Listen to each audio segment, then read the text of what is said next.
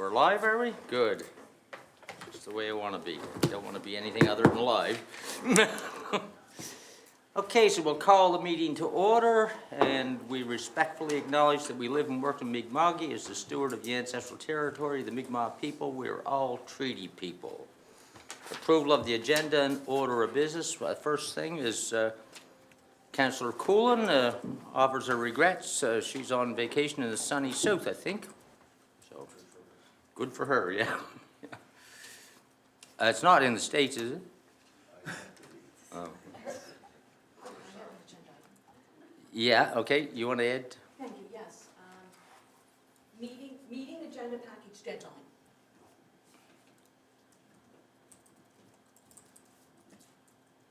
And Warden, I'd like to add roads as well. Yeah. Okay, anybody else?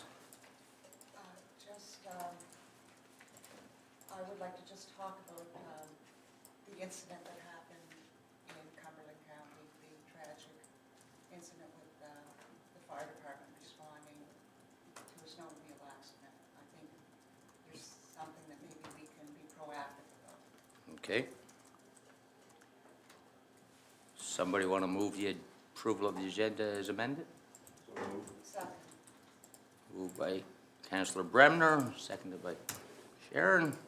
That we, all those in favor?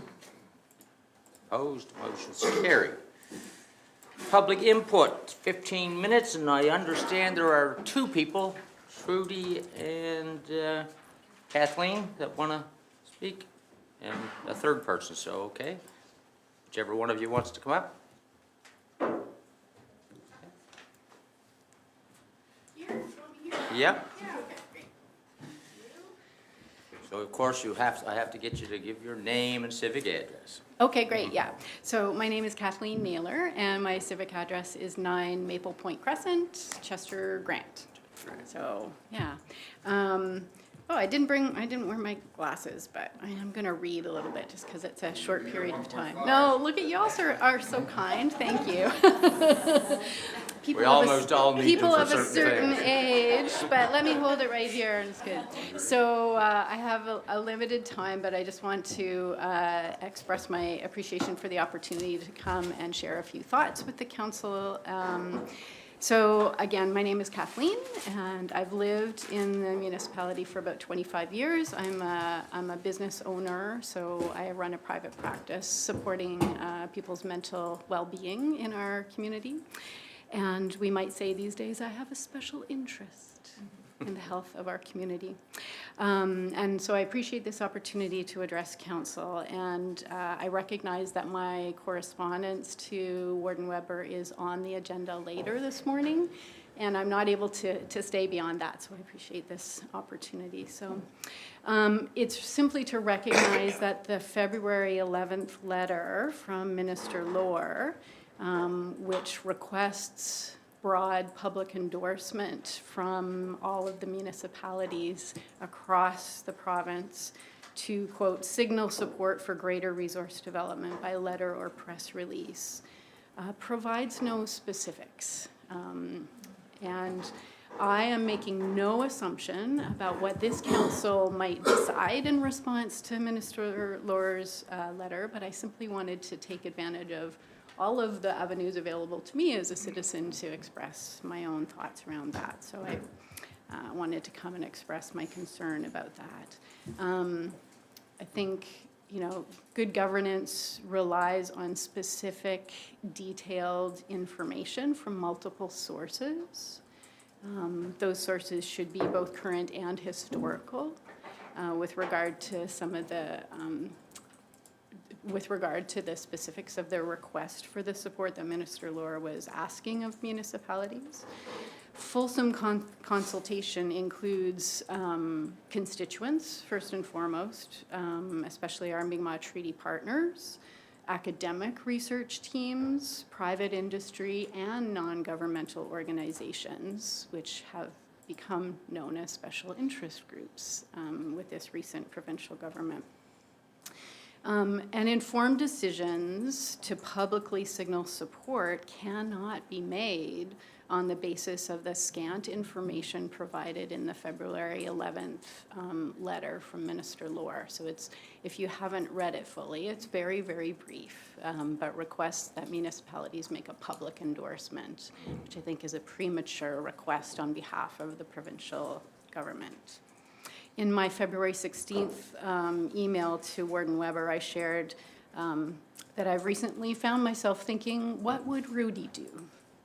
And I know that there are many members of this current council who would remember the extraordinary legacy of a longtime member of our community, Rudy Haas. And he was, of course, one of Chester's beloved, generous, ferocious defenders of the natural world and of the rights of citizens to participate in decisions that impact our lives. That kind of wisdom, I think, is going to serve us well because we have lots of difficult decisions to make ahead. So I, as a citizen, respectfully request that the municipality of the District of Chester not, in fact, do the bidding of Minister Lohr by issuing a public statement that preemptively endorses what he is requiring or what he is asking around greater resource development, and instead that the municipality might respond with a statement committing to open consultation with all constituents. So I thank you for I your might time. be able to help you a little bit. It's on our agenda as well this morning, but Nova Scotia Federation of Municipalities has been in those similar discussions with the minister and are looking to have a discussion with the premier. Great. And again, I think we all understand that we have to do something to ensure that our economy, under the circumstances that we're living in, remains strong, and there may be some changes that need to be made. But I think that we had a meeting yesterday, mayors, wardens, and CAOs of all across Nova Scotia, and I think the end of the result of all that is that, yeah, okay, we understand where we're going, but we can't just blanketly say that we're in favor of it when we don't even know what the frig you're talking about. You know, we don't know what you're gonna do. And that's also true with a number of other pieces of legislation that he's currently I would agree. passed. So there's more discussion that needs to be had before we go down that road with you, Mr. Premier. I'm really glad to hear you respond in that way. Yeah. So, yeah. Yeah. And for the record, I believe there's lots that is possible in terms of the natural resources in our province, and it's Yeah, it's but people about- need it's to know about what the you're talking about. process. It's about the Yeah, process. and there needs to be some kind of engagement, both from us and from the public. Yeah, Yeah. yeah. So do you imagine that the NSFM will be releasing some information to the public about that based on the They will consultation? be, they're in the process of drafting the statement on behalf of all municipal units. Okay. We only met yesterday, they don't Right. have it yet. Okay, But it's very much like I just stated. That's Great. what their intent is that we need more discussion, people. I'm pleased to hear that. So thank you again for the opportunity to present to the council from that perspective. Tina? Thank you, Warden Yep. Member. Thank you for being here Yeah, today. pleasure. And I was glad yesterday afternoon, late in the day, I think, to see that this was added to the agenda. Minister Lohr's letter of February the 11th specifically. The individuals that I've heard from would be of the same mindset and thinking and passion as you. And Good, that's where I am right now as well, great. as one individual. And also, some statements that were brought to my attention, and I'll refer back to Warden Weber's comments when you started around budget, economy, and economics. We best be sure that what's on the land is equated to the value that it needs to be. In terms, because there's measurable and obviously things that we can't measure, obviously health, culture, history and so on, but be sure of what's on the land that you're going to be destroying in terms of value, dollars, if that's what you want to talk about. Premier and this council is valued to the extent that it should be before you start saying that what's on the land is less value than what's in the land. So that's the position that I'm going to be pursuing and researching and talking to others before so thank you, just have to say thank you. And just so, I've gotten 2 or 3 emails from other people with similar concerns. Yeah. Good, I'm glad to hear it. Okay, thank you. Thank you, everybody, I appreciate it. Okay, next speaker. Whoever wants to come next.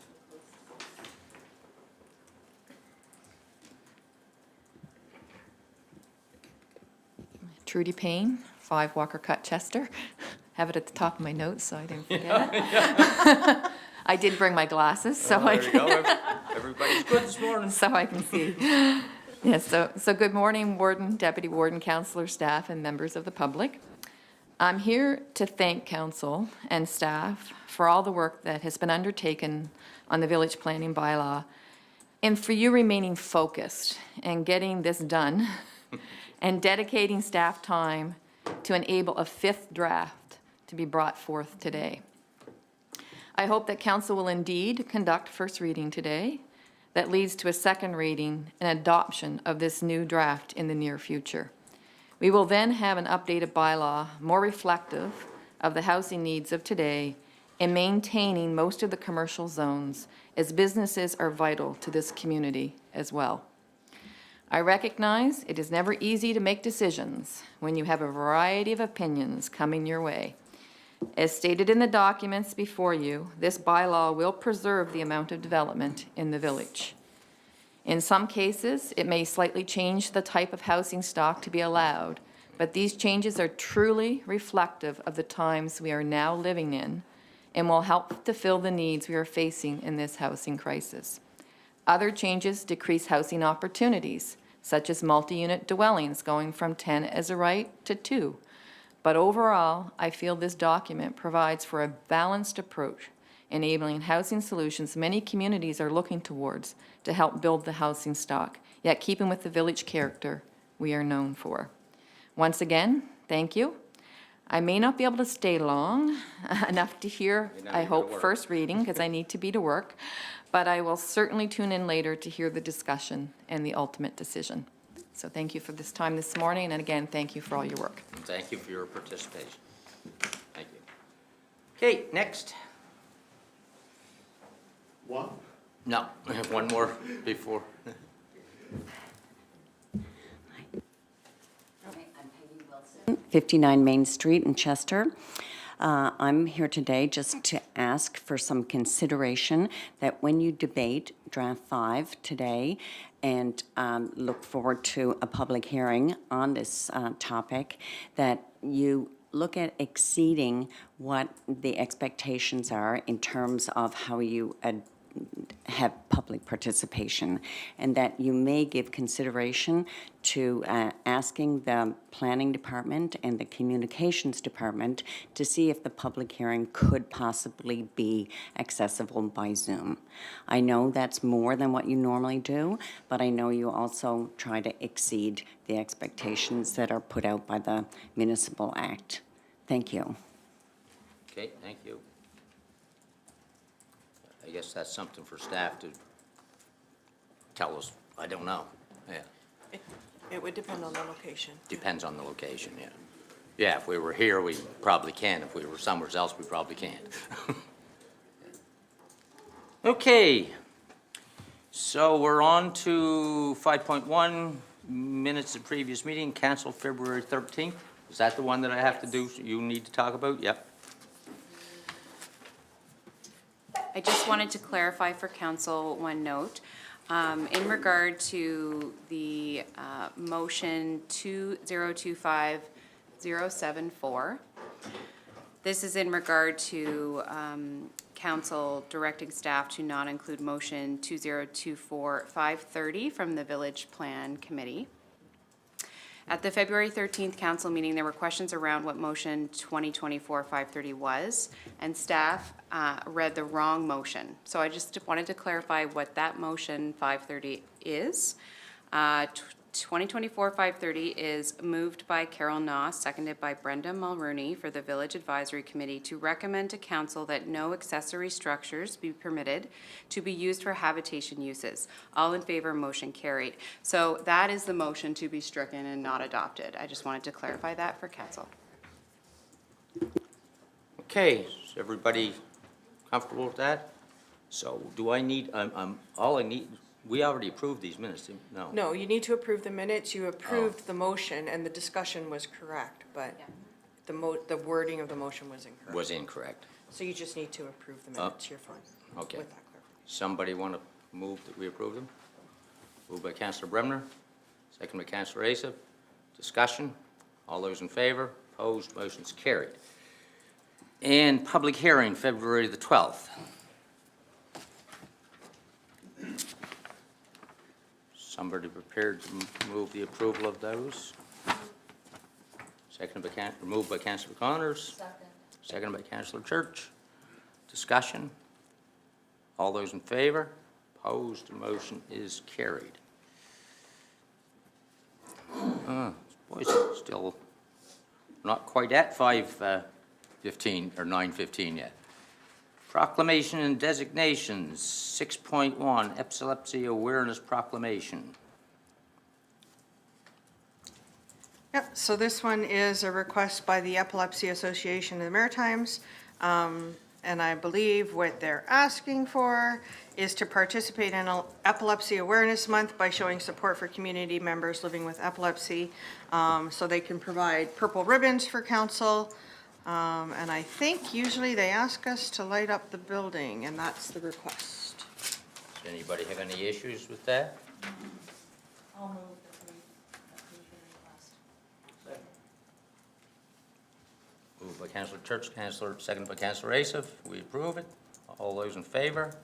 Opposed? The motion's carried. Oh, sorry, they also have a proclamation there, so. Oh, yeah. proclamation, yes. Do somebody want to move? We approve the proclamation and post it? So moved. Second. Moved by Councillor Asaph, seconded by Councillor Church. All those in favor? Opposed? Motion's carried. Okay, now where am I?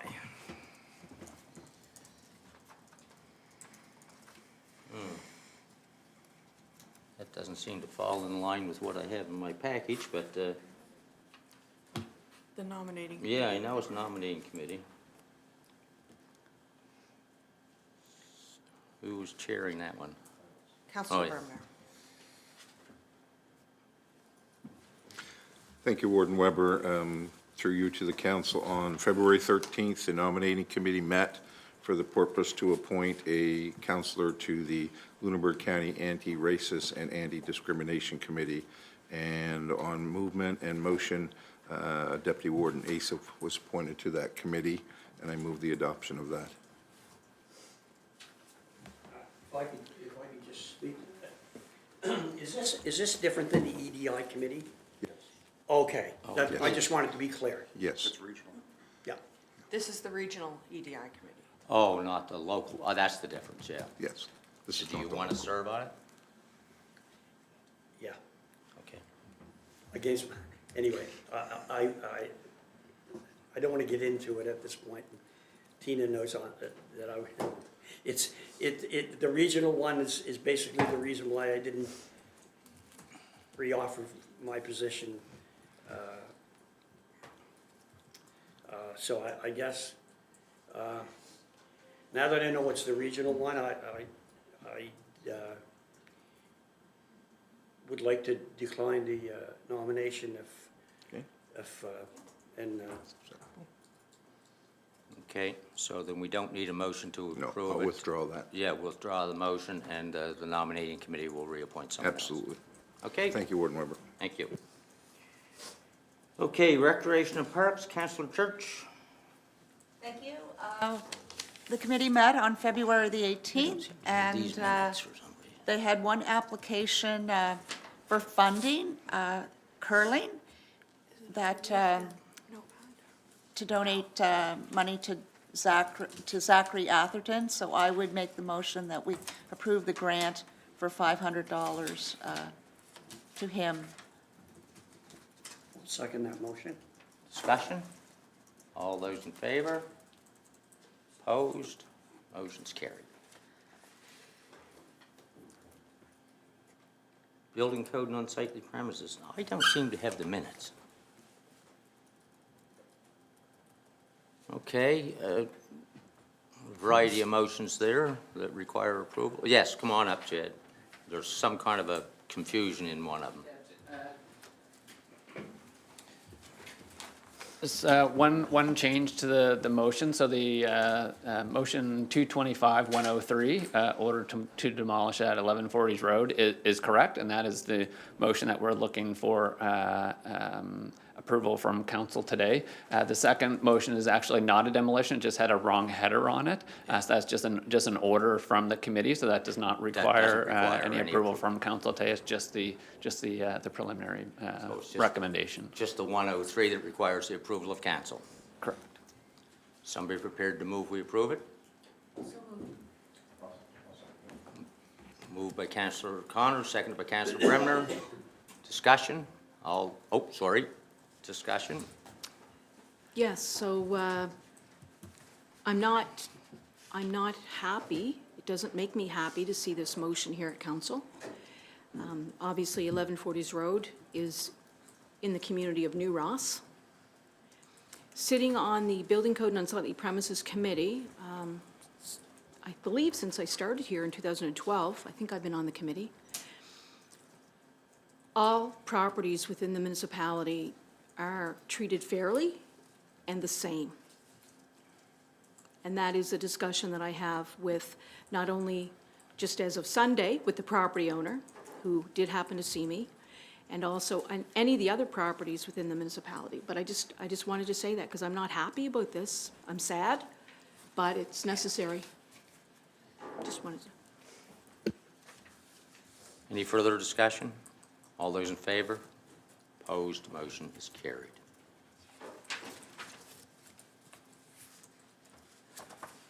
Okay.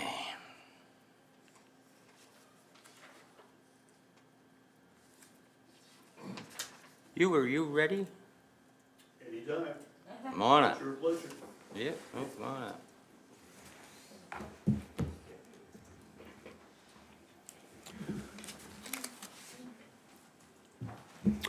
So somebody's controlling, or do I? Yeah. Does that clicker? You can just click through your slides. Thank you.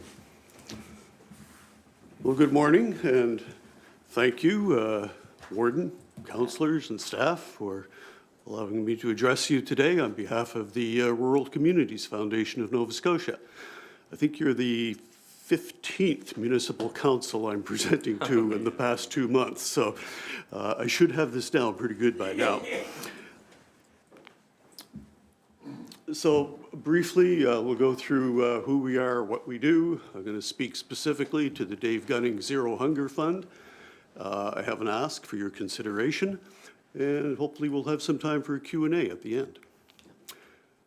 So the Rural Communities Foundation of Nova Scotia is one of approximately 200 community foundations across Canada.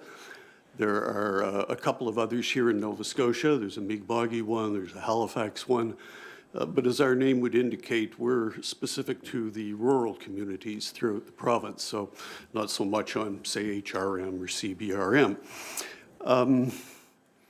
We've been around for over 20 years now, so we've got a pretty good track record, and we're a federally registered charity, and we don't work in a silo. We're a member of the Community Foundations of Canada and the Nova Scotia Not-for-Profit Coalition, as well as several others.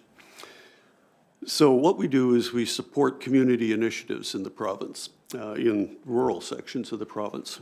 I have to keep glancing up here to follow my notes here. Typically, an organization in a community will approach us to see if there's some assistance we can provide And if we feel it's in our wheelhouse or in our lane, then we'll take on the project. And we have a number of projects underway right now, and if you visit our website, you'll see the full range of the projects we're involved in. Primarily what we're doing, after we understand the situation and speak to local stakeholders, is we do fundraising. And then from the funds that are raised, we provide grants back to that organization. As a charitable organization, we provide tax receipts, and also amongst our activities is we administer trust funds on behalf of individuals and organizations.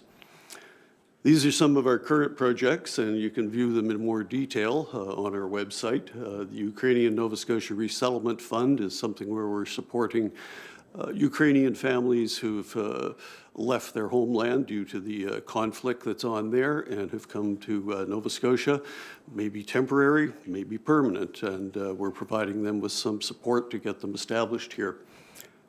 The Joan Feynman Climate Change Fund is an interesting one. It's named after Joan Feynman, who was a noted American astrophysicist, but she was also a climate change activist. And when she passed away a couple of years ago, her family here in Nova Scotia decided to set up a fund in her memory to support climate change activity. And the fund is a 50-50 cost sharing, so if they come to us or they make an application to us, they would put forward 50% of the funds, and we'll match that if their proposal's accepted. Should add that the applications are closed until the fall of this year, so we're going into the latter part. Housing for Health is another one of our projects. It's excuse me, fairly new. We occasionally get bequeaths to us of properties, and what we're looking into now is, well, we all know that one of the challenges here in Nova Scotia is a housing crisis. And what we're doing is trying to support rural communities that are trying to attract medical practitioners, be they doctors, nurses, lab techs, whatever, who need temporary housing when they come here. And so what we're going to do is, typically we have sold the properties that are bequeathed to us at a market value and put that into our general funds, but now we're looking at providing those facilities for these medical practitioners to have a temporary home while they arrange for permanent housing. Soaring Eagle Fine Arts Grant is an initiative out of Cape Breton. It's another 50-50 proposition, and it's to support Two-Spirit LGBTQ youth who are seeking to make their mark in the artistic world. Some of you may be familiar with some of the community impact conferences we do.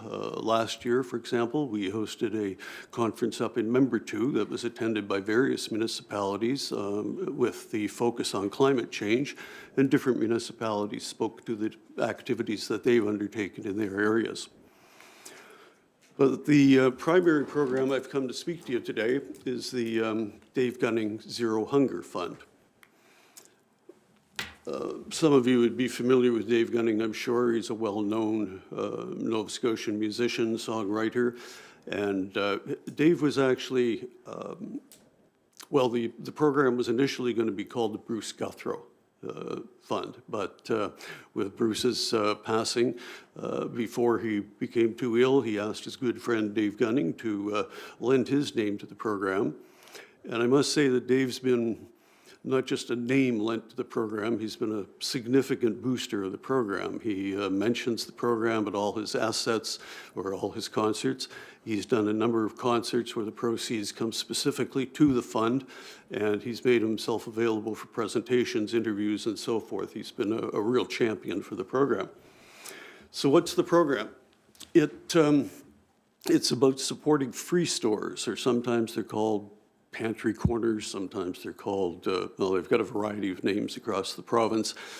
But these are funds, these are, in a sense, a food bank within a school, differing from the well-known federally and provincially supported provincial funding, federal funding for the breakfast programs and the lunch programs.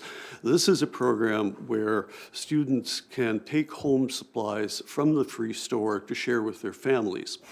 And it's a program that teachers recognize which kids are coming to school without proper nutrition.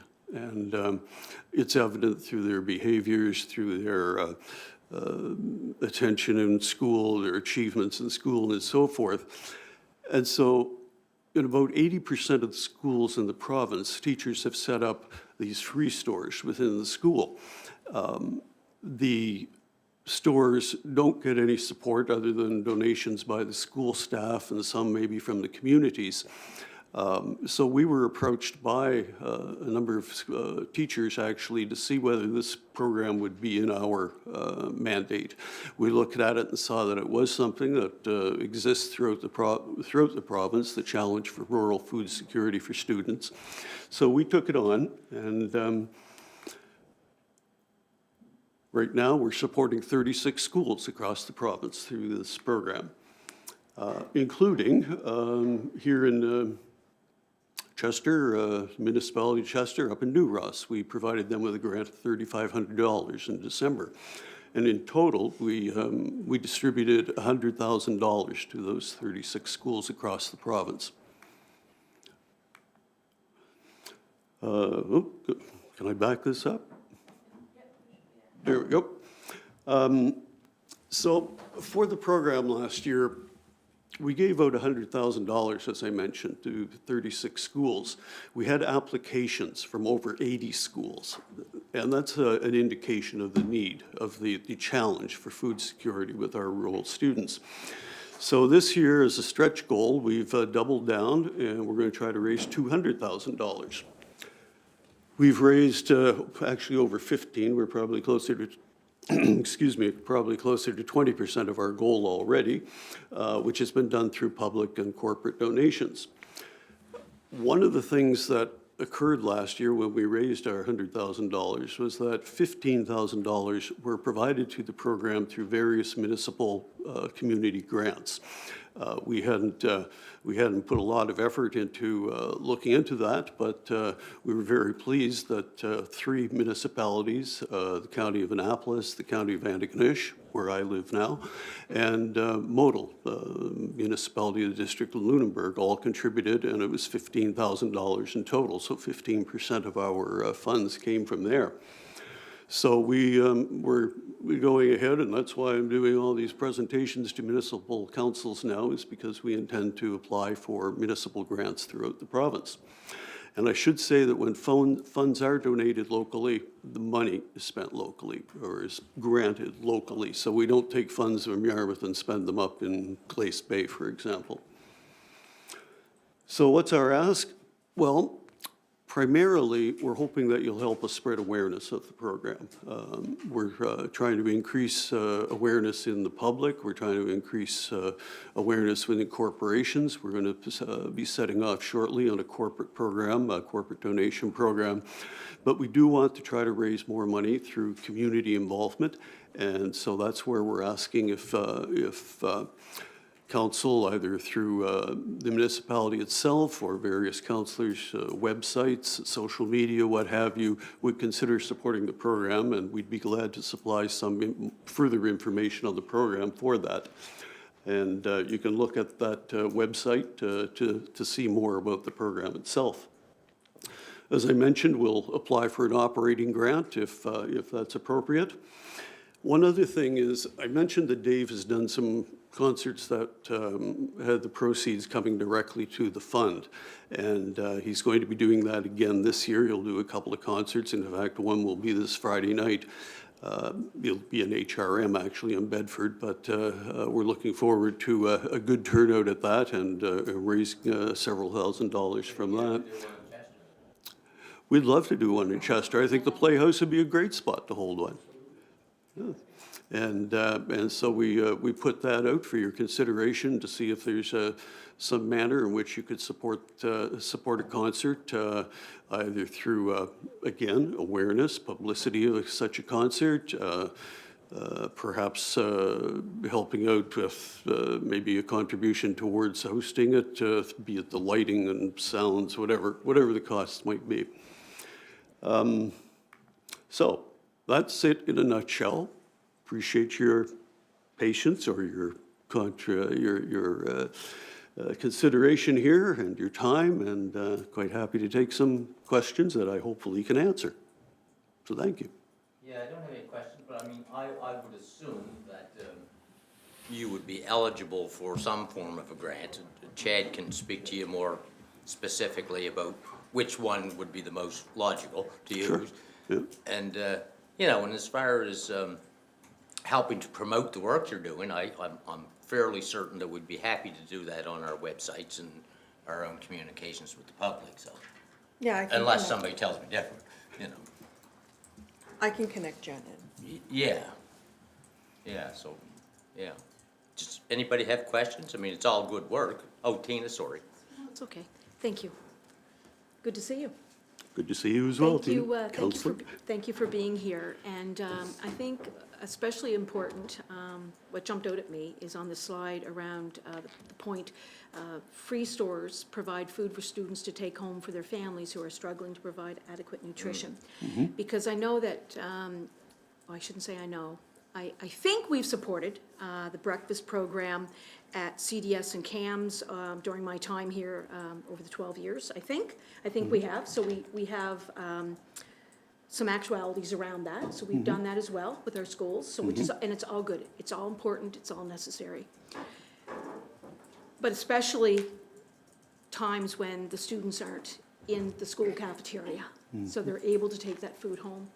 I think we're a lot of times missing that, though we're getting better at it. And I think that we are very fortunate, and I don't mind talking about this, we're very fortunate in New Ross for this program, thank you, but as well for the work of the great partner of the Family Resource Center that works very much hand in hand with the school, obviously, right? So, as you had mentioned, the food pantry programs in different areas, we also have a food pantry program in New Ross at the Family Resource Center. And that's supported through Community Services, United Way, other foundations, sponsors. I know a local business stepped up and provided a great amount of money when we were talking about the Christmas Fund a couple of years ago, a local business. So it's about promotion and awareness and talking about the need, because we all need it. We all need it.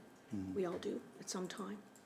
And so thank you for the work that you're doing. I have to say, I know that wasn't a question, but I think every bit of it, every piece of the puzzle, every piece of the opportunity, not concern, but the opportunity. So thank you again. So we appreciate it. Well, thank you, Councillor. We're a complement to the local food banks and other programs such as what you've noticed or noted. We're not a final solution, but collectively, all these different efforts do help mitigate, won't solve the problem by themselves, but they help mitigate it and support rural students and their families.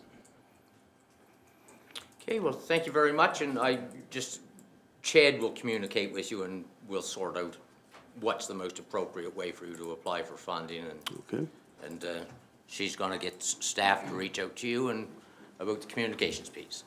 Okay, well, thank you very much, councillors and staff, for your support. It's much appreciated. Yeah, have a good drive back to Antigonish.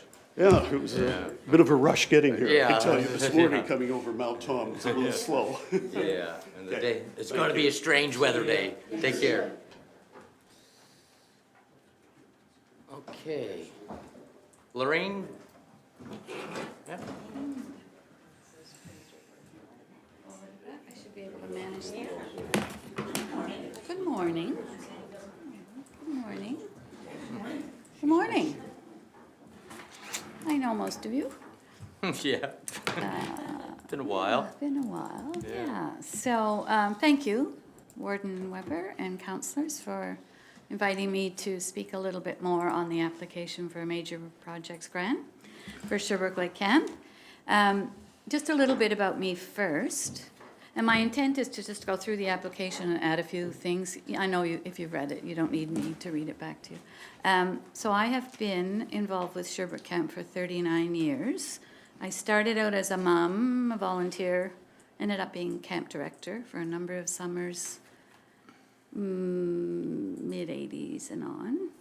And I've been on the board that time. So, yeah, we're lucky as a board to have people with long history with the camp. The first treasurer was there for 34 years. Then we had a treasurer for 1 year. Now we have somebody who's been there for 25 years. So a big dedication on people. And it's a board from not just Chester Municipality, but spread out because it's the Western Nova Scotia Camp Council. Right, so we celebrated 60 years last summer with a lovely party out at the camp. And New Ross has been very supportive in all our work that we do there. We have a great relationship with the fire department. They came out with their fire trucks and set up a barbecue for the kids and all that sort of thing. We, we run accounts at New Ross Hardware and at the grocery store there. So they are a big part of that organization. It's where, I don't know if you all know, but it's off the 40s road, and it's a 2.5 kilometer road, dirt, one lane, into the end of Sherbrooke Lake. Sherbrooke Lake is 12 miles long, and we happen to be at the beautiful northern end. I guess it'd be the northern end with a big sandy beach. So you've read about our purpose and our relationship. Just to highlight a few things, we've had a pretty strong relationship with Indigenous communities because we are on their land, their historic land. We had the blanket exercise out there. We bring in elders from the Indigenous community to work with the kids. This is the summer program I'm talking about. Yeah. Camp also runs on the shoulder seasons, spring, summer, fall. The spring and fall are all the rental groups that I did mention in my application. We have had a smudging ceremony out there, for example. We have a bursary and campership program where we support as many families as we can for the summer program who struggle to be able to afford to go to camp. I did outline the way I felt the project supported your strategic plans. I don't need to go over those. We are looking at a 3-phase project so I'm going to show you a picture of the lodge in a minute. Yeah, there it is. That's the main lodge. Yep. And right now the kitchen is at the far end, and we're going to eventually have the kitchen off the middle of the back.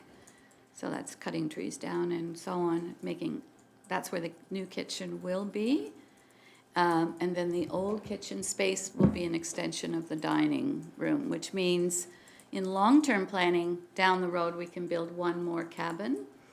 We're really very conscious of our ecological footprint there. We have 9 cabins now. They sleep 10, and that's the counselors and campers. We have another lodge where the staff stay, but we don't want to have too many people on the property. Like over time, we want to preserve it. So the new piece will be as that main door there. If you went straight to the back of the building, that new piece would be out there. So it's a build and enclose that site preparation, building construction. Second phase is to fit out the kitchen. Third phase would be to renovate the old space into just extend the dining room. We have had, when we talk about how do we know we need it, well, as I said, it's 60 years old and the kitchen is out of date and hard to sanitize. We have wooden counters that are covered with arborite, but you know how that only has so much of a lifespan. So we're looking at the new kitchen being set up with stainless steel counters and so on. We've been saving money. So we have in a GIC, we have about $82,000 tucked away, and we have allocated 50 of that towards the first phase. And I explained how we will be fundraising and applying for grants for the rest of the money. We're fairly, I would say we're confident on that, because over the last 15 years, well, over the last 7 years, we've replaced all 9 cabins and a lot of volunteer work building them, but they cost about $20,000 to do a cabin. and I'm going to have a picture of those for you. This is the dining hall as it is now. Kids with plates on their heads. I mean, lots of fun things in the dining hall. There, canoes at the beach. We have 12 canoes. We've replaced all those recently. This is our rec hall. And there's what one of the cabins looks like. So we've made them so that we now have privacy that we didn't have for kids before. We have a little changing area. The counselors are in the back of the cabin. A counselor and a counselor in training are in the back of the cabin. So it sleeps 8 kids. It could sleep 10. There's a little mid-bench that can be used if need be. So the kitchen expansion, as I said, is mentioned because the kitchen is outdated. And we find that as time goes on, there's a lot more dietary needs for both the summer campers and the people who come to rent the camp. And you have to be able to provide a space that safe meals can be cooked. We are also installing a washroom and a flush toilet in that little, the new kitchen addition. Right now, it's all latrines, and we don't plan to go to flush toilets for kids for the main camp, because those are just as hard to maintain as the latrines. The latrines are actually easier to maintain. We replaced all the latrines too. Luckily, we have an engineer on our board, and he designed them that they aren't terribly stinky. There's a center column, there's 2 seats, and then there's a center area, and all the smells feed and go up. Anyway, he figured it out. It's quite lovely. If a latrine can be lovely. But you know, you Sounds go better than the one I have at my camp. you go to provincial campgrounds, you know, and they figured it out, right? How to keep it, and it is what it is. It is a rustic setting. We don't want to change that. So going to fanciness of flush toilets, we don't feel is necessary. That's not what it's all about. No. We think that Sherbrooke is, you know, a unique gem in this municipality. It attracts people from all over. It is about 30 acres, and it's protected woodland, an amazing beach. I mean, some of you have been there to see it, right? I've been there. It's, so this is some of our volunteers and our kitchen staff. This was just last summer in the kitchen as it is now. And what we have found too, surprisingly, Nova Scotia is getting hotter and hotter and hotter. So this is a little kitchen and was never intended to be air conditioned because it's open rafters. We get all the windows open, and anyway, the long and the short of it was super, super hot the last number of summers. So we have just installed a heat pump in there, and we'll have to do a little renovating to close off the rafters, just to make it a temporarily the cooler space for the staff to work. Big old gas stove, big industrial fridges are in there. We are very diverse. We accept anybody, and we don't ask any questions, and we're bravely 4 years ago established gender-neutral cabins, so parents are well aware of that. They can choose the cabin. Used to be in my day when I was a camp director, the boys were on the left, the girls were on the right, and there was an imaginary line down the middle. Well, now, I mean, there's just a difference now, right? And you have to be prepared. So we have 2 cabins that we designate as gender-neutral, and it hasn't been an issue. The parents have been very welcoming. And that's the way we're going with that. This is our rec hall, which we also built with our own funds. And that's where and again, it's not a wedding location for everybody because it's very rustic, but we've had beautiful weddings there, and it can hold about 100 people between the inside, and usually people rent a tent outside. This is our beautiful beach. This is the very end of the lake, and it's all beach. That's the left side, and it goes right to the right side. It goes up into Franey Brook. A lot more cottages on the lake than when we first were there, but they're very respectful of the beach space. They don't come there. On the weekends when the campers are gone, general public uses the beach.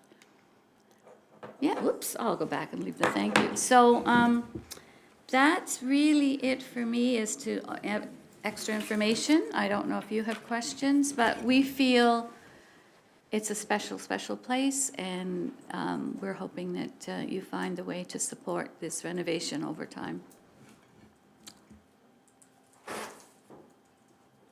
Kate, I just was informed that we haven't received the application for funding. Oh. Chad may have. Yes. But we It didn't make the agenda package. we didn't Sorry. get it yet, so, Okay, so do you he'll want me to tell provide you it. what we're asking for, or do you even know that? No, we don't. A major project, so we're asking for 100,000 towards, yeah, the budget is, so you haven't seen the budget or anything? No. Okay, So actually, it'll be on our agenda next week, and I can pretty much tell you that it'll be forwarded to the Right. budget process. so, yeah, so it'll just, the breakdown is there about the grant, our reserves, our fundraising of 50K and gift in kind of 20. It's a $214,000 first phase project. Yeah, yeah, so Yeah. he'll send it to us. At least you have it. You gave me a Yeah. heart attack there for Yeah. a minute. So it'll be on the agenda next week, but I mean, because of the nature of the grant, it will likely just get forwarded to the budget process Sure. at this point, because it just depends on how many other ones we get. Right, I understand how it works, yeah. It won't be next week, it'll be our next council meeting. Oh, wait, whatever, 2 weeks, okay, whatever. Yeah. You're It'll be welcome. brought up for consideration. Tina? Thank you again. So I soon realized that when you had started presenting to us that not everybody had received it, which is okay, because as the warden had said, it will Yeah, be. it'll background. Yeah, absolutely. So a couple things that I just want to mention. So I am taking a glance at the major project grant guidelines, and you would have done all this along with the resource of Chad and the staff there, but you certainly are an eligible applicant. It's an eligible project. And when I think back on ones that we've done since we initiated and put in play the major capital grant program, which I will do again and refresh my own memory before we start the deliberation, to make sure, again, consistency of decision-making and fairness of all projects in the municipality. So I love the fact that you referenced a unique gem in the municipality, and it certainly is. There's no question. Attracting people from all over, and we know that those individuals that are coming into the camp travel and stop within our own municipality, and we talk about that in terms of adding economic impact to the restaurants, whether they be in New Ross or in Chester Basin or in Tantallon and Yarmouth, where they're coming from. All of that, we know that. And one thing that really does jump out, if you will, in terms of the programming and what you offer at Sherbrooke Lake Camp, not everybody, and we've supported the Art Center, and we've supported the Chester Playhouse, and we've supported directly and indirectly, another example, summer hockey skill programs with Church Memorial Park and the rec facility. So this is another opportunity for people that might not want to do everything that we so enjoy throughout the entire municipality. So that's the positioning that I'm going to be taking when full council receives your application. But that being said, I think that the best source of information is always the applicant, and that's what I've discovered over time here of when we've deliberated. So we did not have any major project asks, I don't believe, last year. So we had no major project deliberation last year. And this is the only major project deliberation for this year. We've only received one, yours. So I would ask if you could make yourself available, or one of your board members, for when council is here at this table deliberating. Now, you would not be on the agenda, but If we had questions. we in fairness have reached out to members that have been here, so I would 100% come, yeah. thank you for that, Lorraine. I think that's a perfect opportunity to hear Yeah. council's deliberation. And if I see that there could be an area where we may have a question, or the warden or anyone, we will look to the will of the entirety of council to see if they would welcome you to the table. So thank you for that. Yeah.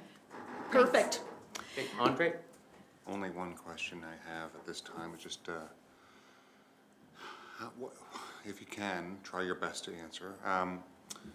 What percentage of your campers do you think come from within our boundaries? Oh, yeah, that It's- I'd have. it's I could- relevant. Relevant, yeah.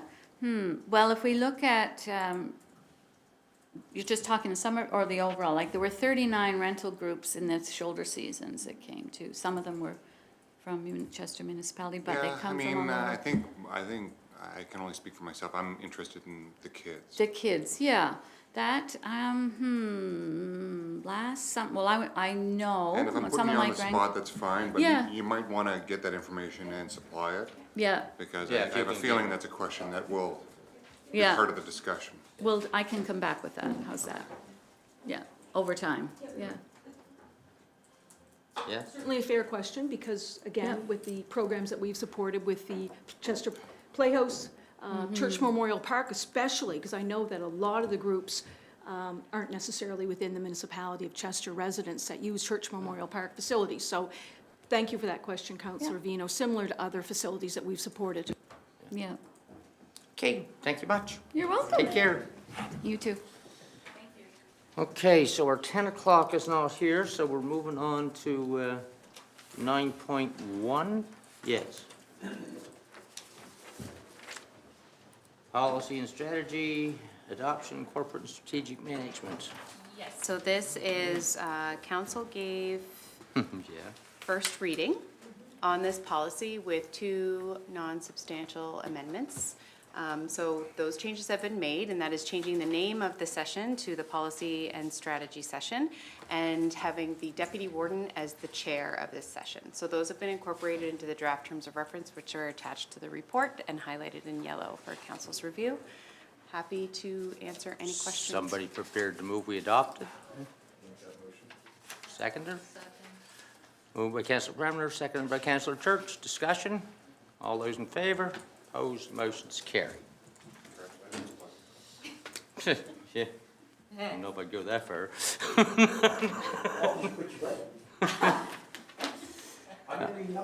10.1, village planning. Did you want to start this one now? You have 20 minutes. Well, Good morning. Hi. Hello. All right, good morning, council. So what we have this morning That's the is whole package. the revised draft 5 of the village secondary planning strategy and land use bylaw. This follows the previous discussion we had just a couple of weeks ago, where you reviewed the changes from the Village Planning Advisory Committee and gave sort of final direction on those bulleted list of changes. So the report sort of summarizes those, but it was in essence what you all approved last week. we asked for. Removing a couple of clauses, revising the number of units in the core commercial zone down to 2 by right and 4 by development agreement, maintaining the accessory dwelling units, and a slight change to the extent of the core commercial zone around Duke and Water, but leaving the one existing commercial property as commercial. So those changes have now all been made to the documents. we need to give first reading, don't we? Yeah, if council's prepared to give first reading, that would be in order, and then following that, we can discuss a date for a public hearing and venue, and I know there was a request this morning that we may want to. Well, we've discussed this a lot. Is somebody prepared to give notice of first reading? Moved by Councilor Bremer, seconded by Councilor Vino. Discussion? All those in favor? Opposed? Motion's carried. Date? Okay, yeah, so we have, just thinking back to September, the last hearing we held was at CAMS, at the school in the gymnasium, and that obviously provides us a good venue, lots of space. So I checked in, and CAMS isn't available, but Chester District School is, right next door. And so the proposed date that I would propose would be March 20th, which is a Thursday, at 6 p.m. Alternatively, there are a couple of dates the following week, the 24th or the 26th would be available. I think the 20th was the preferred date from the school's perspective, and it's the We all good with the earliest date. 20th? Yep. Okay, 20th. Great. And then the only, I guess, follow-up items are, so we will do our normal communications piece following our public participation program. So the only question for council is there any additional engagement? We have occasionally done a mail out to all the village residents. That isn't in our policy. So the question is, do we want to do that? And then there was the question about Zoom again this morning. Tommy? Sorry, yeah. Oh, sorry, I didn't know which one. Well, I think we should stick to our policy. I think, you know, we go down some sort of weird road. We have no experience doing virtual public hearings at this point, and I think that it makes more sense just to stick to our policy, and I think that's the best and most defendable way to do this. Yeah, me too. Tommy? Thank you, Warden Weber. I want to make sure that we can communicate whatever possible way we can. This has been a very hot topic for many years, and I understand all the challenges and frustrations, but I would support whatever we can do to get people's awareness and understanding of what we're doing as a balance. The best we can do is an important step for my position in this chair and the people that. Do we have time to send out a letter to everybody? We can do that, yeah, we'll, the Well, if first they ad. get that, then that's, And I would ask to make sure that does get timely done instead of receiving it the day of or the day after, and that's a challenge, and I appreciate the complications involved, but I do think we have to go to do the best we can in all communities and all situations. Thank you. okay, so we can do that? Yeah, so are you looking for just a bulk mail out, or are you looking for addressed mail direct to No, all bulk, of? yeah, okay. just bulk, yeah. I mean, that's what, you know. Yep. You know, I mean, it's very public. Everybody must know what we're doing by now, but if we send something to every mailbox, then I don't know, there's a lot more you can expect. Yeah. Okay, great, thank you. Councillor yourself, Councillor Bremner. Oh, sorry. Sorry, I just have you know, this has been a long contentious issue. I'm just wondering, and I don't know what the policy is, but would it be prudent to maybe have a facilitator there? I don't know. I mean, I don't know, I'm just asking. Things can get out of hand, as we know. I know we had a facilitator for the water, Chesterville, and he did a good job. You know, he kept things on track. But those were public discussions. This is a decision of council we're making. Okay, This is a council, it is a Yeah. public hearing, it's a council meeting. Yeah. okay. I don't, I mean, I'm not Yeah, uncomfortable okay, that's fine. looking after it. Yep, yep, just wanted to bring it up. Okay. Okay. And then thank you. Zoom, I guess I don't know if we need a decision on that or not. I think the direction was no on Zoom, Zoom, but but yes to the are mail. you interested in a live stream of the meeting, the Well, I don't public care hearing, if you which is what live we've done stream in the it, but- past, yes. But I don't want people talking from all over the country on, that's hard, Yeah. that gets extremely difficult to manage. Okay, great. So, sorry. Thank you, Warden Weber. I would love to have a live stream, so At least they people can hear what's see going what's on. actually happening and giving them the opportunity. I appreciate their interest, and we need their interest. Thank you. Yeah. Okay, Councillor Connors. Councillor Connor, sorry. So just as a comment, with the bulk mailing and the timing of March 20th, people have ample opportunity to submit in writing their input and comments, which the municipal clerk always collects and incorporates, and Garth, within our package. So I'm okay with what we've decided today completely. The other Okay. thing we could look at, sorry, the other thing we could look at is flyers, which is what we did for the plan. Whatever, the just so municipal that they plan know review it's from taking flyer. place.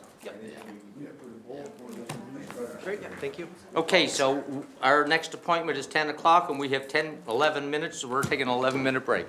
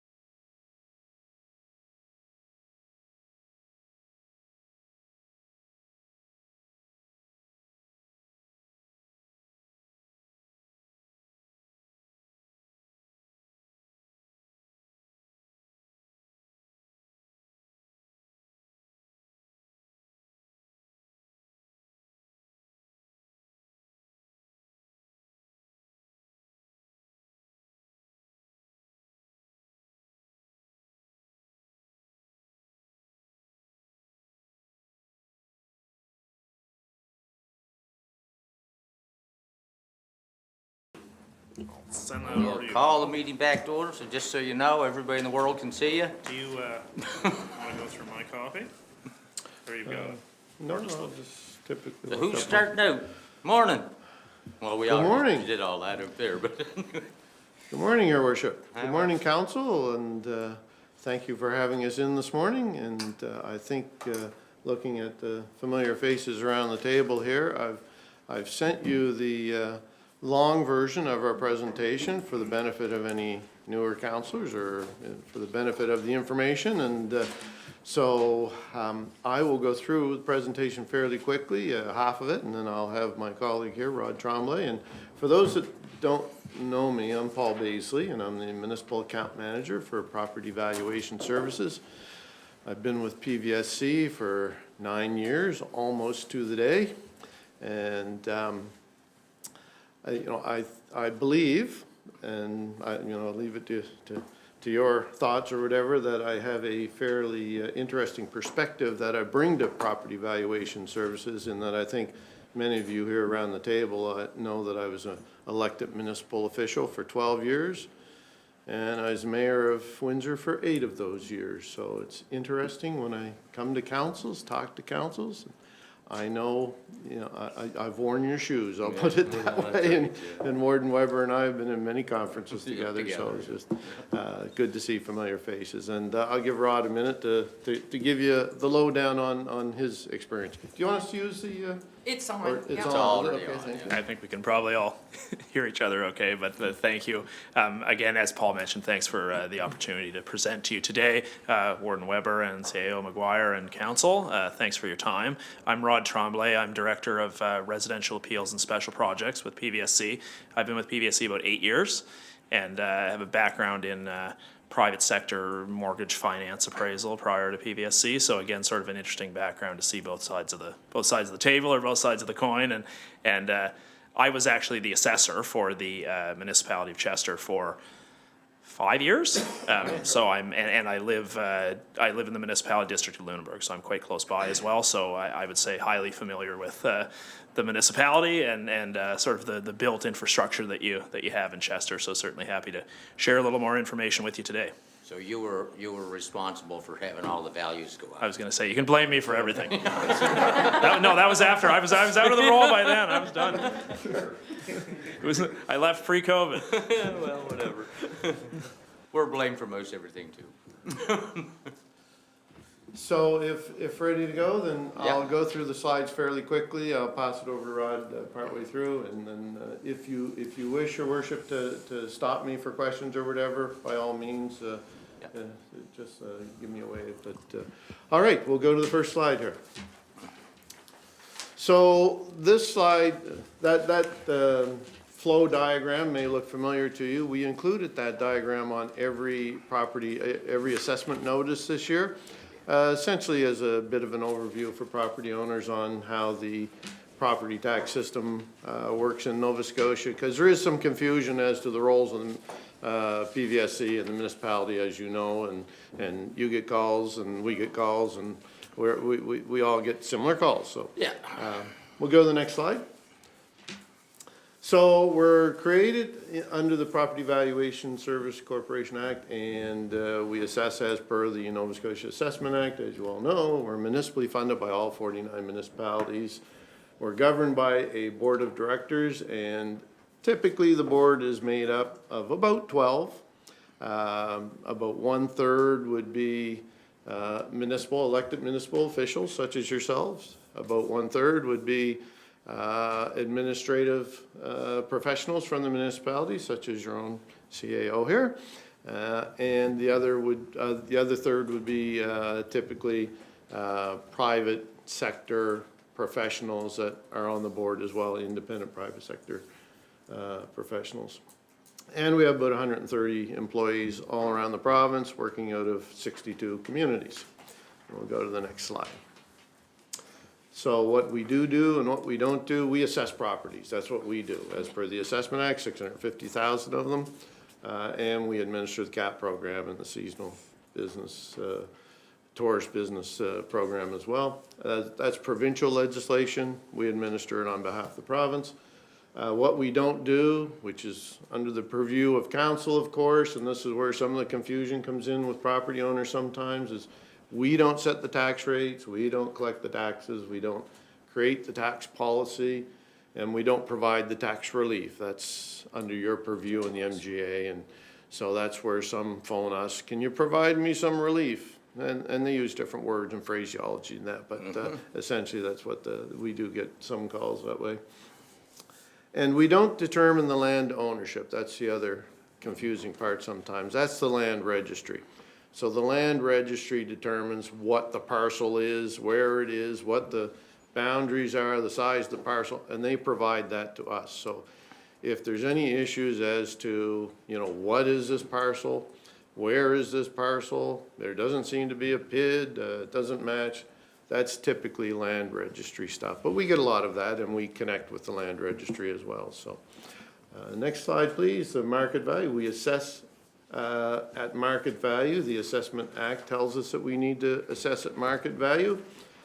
And market value essentially is the value of the property, how it would transact or what it would sell for in the open market by a willing buyer and willing seller. It's a similar definition to appraisal practice as opposed to assessment practice. Appraisal talks about, you know, a proper time period for marketing and the undue influence and all these other types of things as well. But essentially, market value, and we're 1 year retrospective, i.e. we're 1 year back. So we're looking back 1 year. So the roll for 2025 is based on sales data that occurred in 2023. So we're looking at actual data. We're not speculating. We're not looking at the what it's listed for type value on the realtor. We may look at what it's listed for, but we're looking at actual sales that occurred back, you know, a year to 2 years ago. On similar properties, yeah.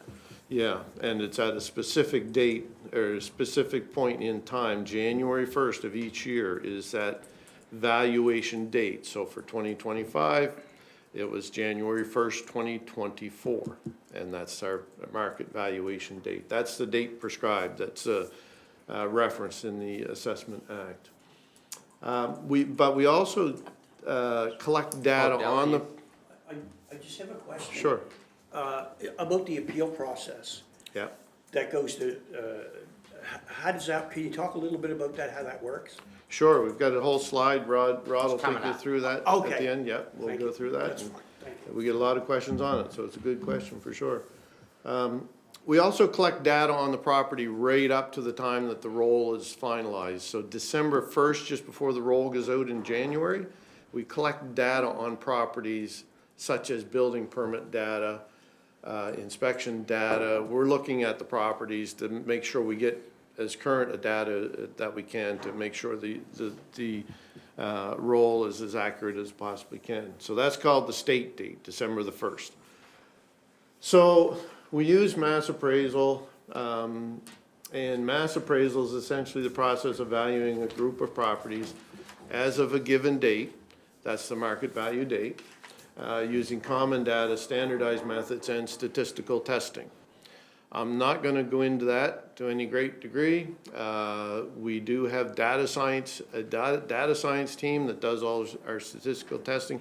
Make sure that we adhere to international standards and to the Assessment Act standards. So the IAAO, the International Assessment Association of Assessing Officers, is the international gold standard for assessment jurisdictions and groups around the world. And roll quality standards, our data science team and our reassessment team look at to make sure we adhere to the standards. They test for the level of assessment, fairness of assessments, and the equity between groupings, all to make sure that we're within those standards. Next slide. So where do we get our data? We have a lot of sources where we get our data. Probably the most, by far the most prevalent or important is property owners. We're talking to property owners all the time, whether it's during the appeal period, whether it's any time through the year where they have a question about their property assessment. We have our service center and our 1-800 number, and we have our website, and we're consistently out there doing inspections and talking to property owners on a regular day-to-day basis.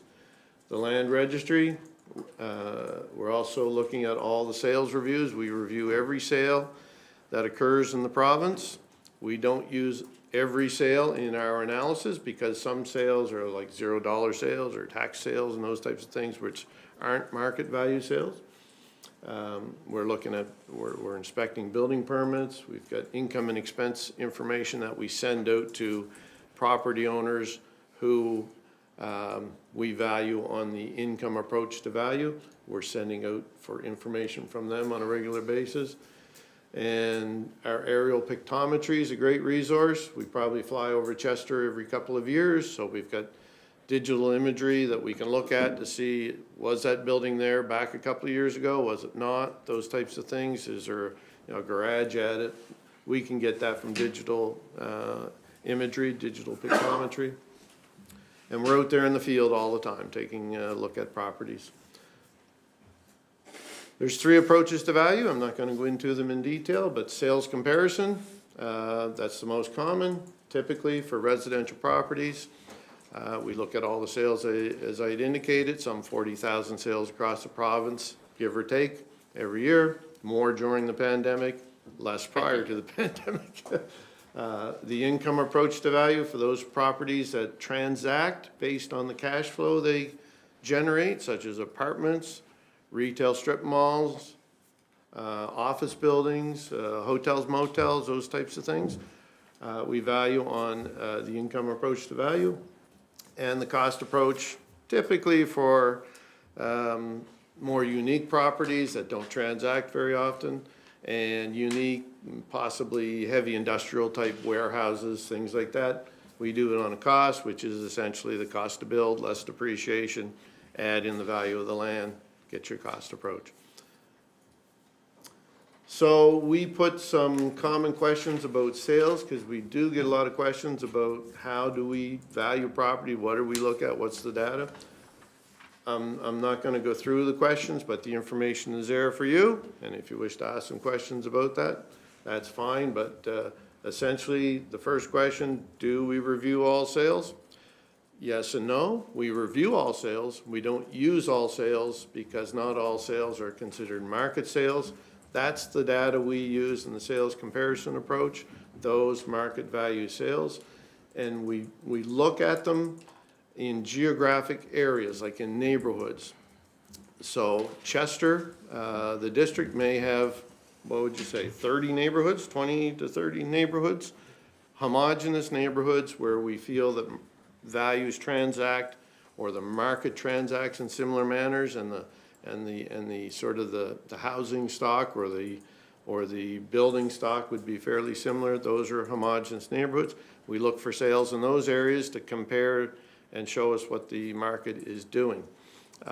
We don't look at CBRM for values down this way unless it's a very unique property. Let's say it's an airport or something like that, but we don't look at residential or your typical commercial properties. In other areas of the province, we don't necessarily, we wouldn't use Yarmouth for here unless it's a unique property that we need to, there's very few of them. Tina? Yes, so are we allowed to ask a question at the time? Okay, thank you for that. So the neighborhood, the definitions of neighborhoods, you mentioned within the municipality of Chester, there are around 30 neighborhoods. So if we were looking at somebody, again, that wanted to dig a little deeper on their assessment, appeal possibly, or just maybe get a clearer picture. Maybe they just want to know. So can you kind of better define for me those 30 neighborhoods? Again, I understood unique properties. I understood what the market is doing, but geographically, I'm not quite clear on. So, for example, if I was Councillor Asif in his community or in my community, which is New Ross. So if there was an appeal in So 30 neighborhoods in the municipality of Chester. I'm just wanting to find out where those neighborhoods would be in my area. So looking at market, look at what the market is doing. If there was an appeal in my community in New Ross, geographically, where are you looking? Well, it kind of depends on the area as to where we might look, depending on how many sales are in that particular area. In the more rural areas, we don't typically see as many sales, so we may broaden the geographic area across several neighborhoods, and it may even sort of branch out, just across the boundary or something like that. But so we're looking for the best sales to compare. If you're looking in a sort of a subdivision or something like that, like a large subdivision, the houses are kind of similar and everything else. So we're looking, can be a very defined area, like even the waterfront here or the island here in Chester. Rod knows the area well, so I'm gonna shut up and let Rod answer that question, because he knows the neighborhoods. Thank you, Paul. So, and I'm just about to pick up the next slide anyway, so I think that's great. So thanks for the question, Councillor. It's Connors, I think.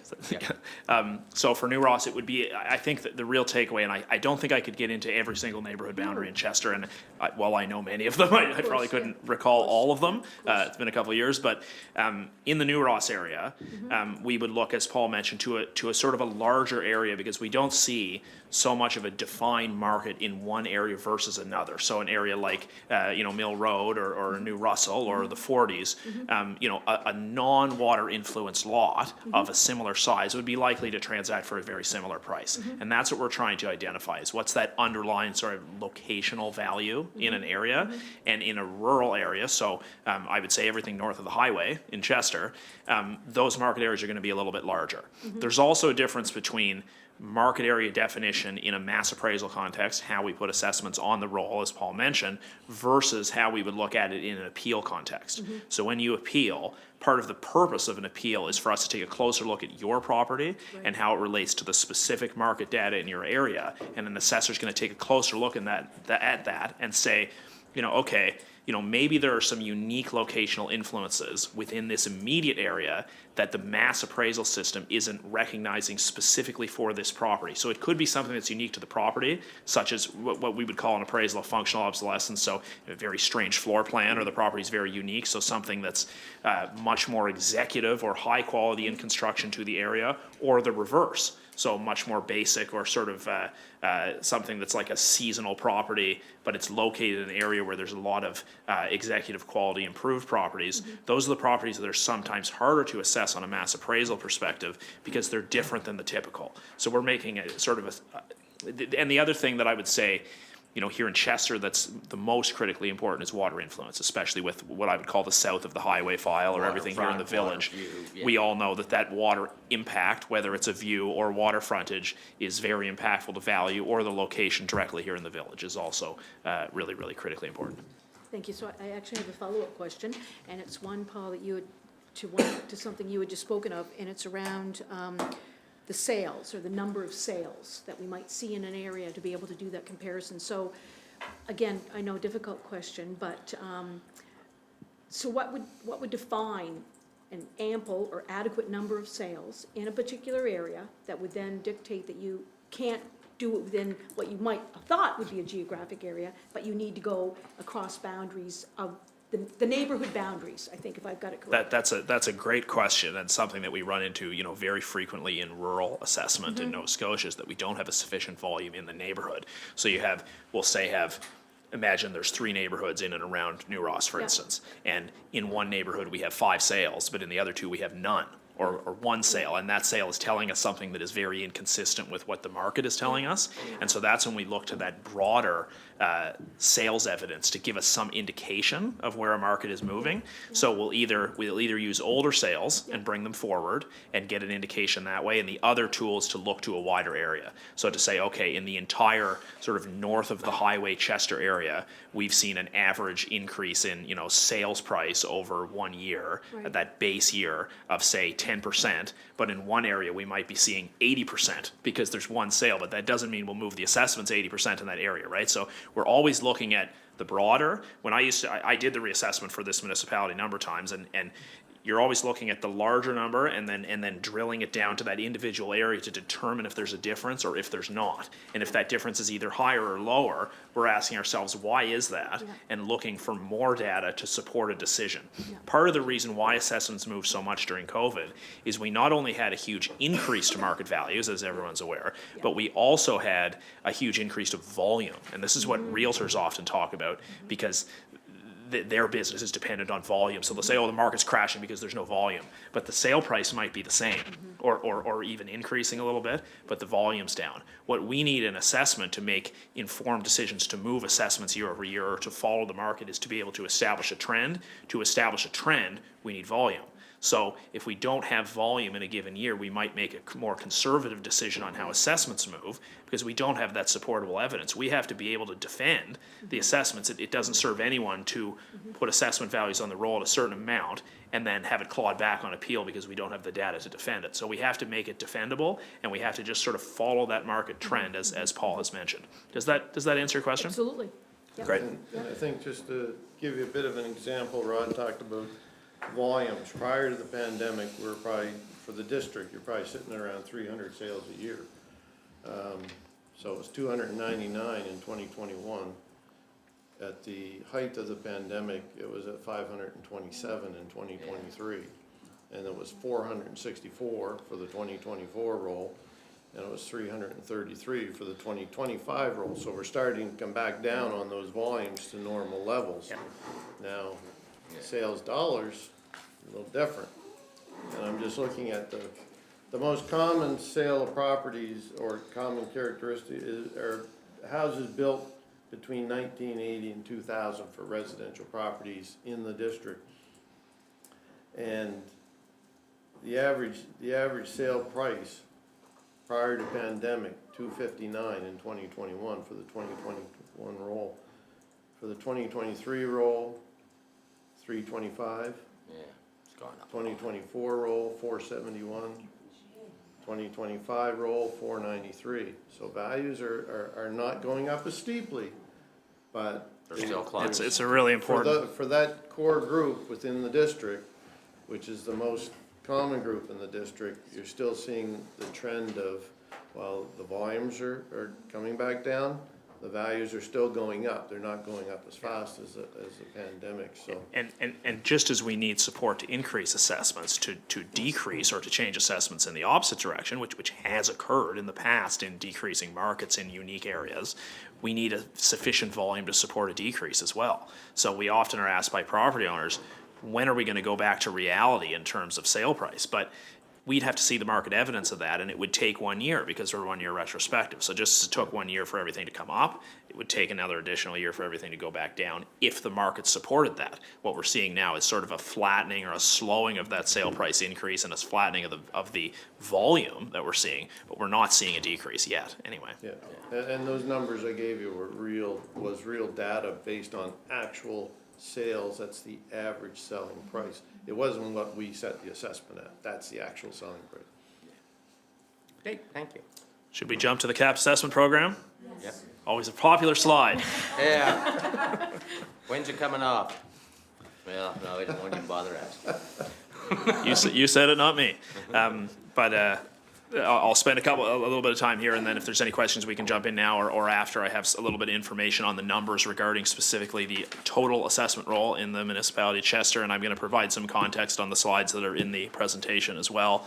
So PVSC administers the capped assessment program on behalf of the Nova Scotia provincial government, Section 45A of the Assessment Act.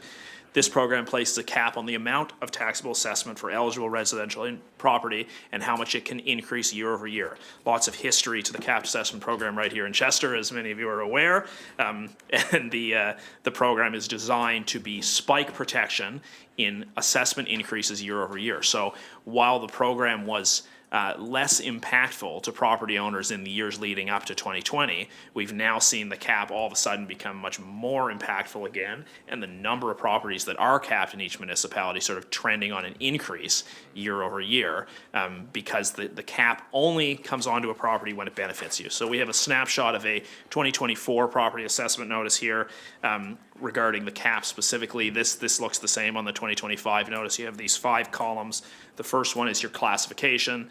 The next one is your assessed value. So in this case, the 192,600, that's the amount we're estimating that this property could sell for based on sales at the beginning of 2024 for the 2025 assessment roll year. So based on the market 1 year retrospective and the physical state of that property December 1st. So about a month prior to mailing the assessment. So I always think of it as, 1 year versus 1 month. So what was on your lot 1 month prior to you holding that assessment notice versus the market 1 year prior. And that allows us time to determine which sales best represent market. In this property, the capped assessment is $153,000. That number would be based on a previous year's assessment. So the snapshot of the first year you became eligible with the Nova Scotia Consumer Price Index added annually to that number. So the cap legislation requires us to use the CPI provided to us by the Department of Municipal Affairs and Housing in early November annually. That number for this year in the orange bubble there is 1.5%. So a little bit down from last year was 3.2. Year before that was 7.7. So we're seeing a gradual trending sort of decrease to CPI as well.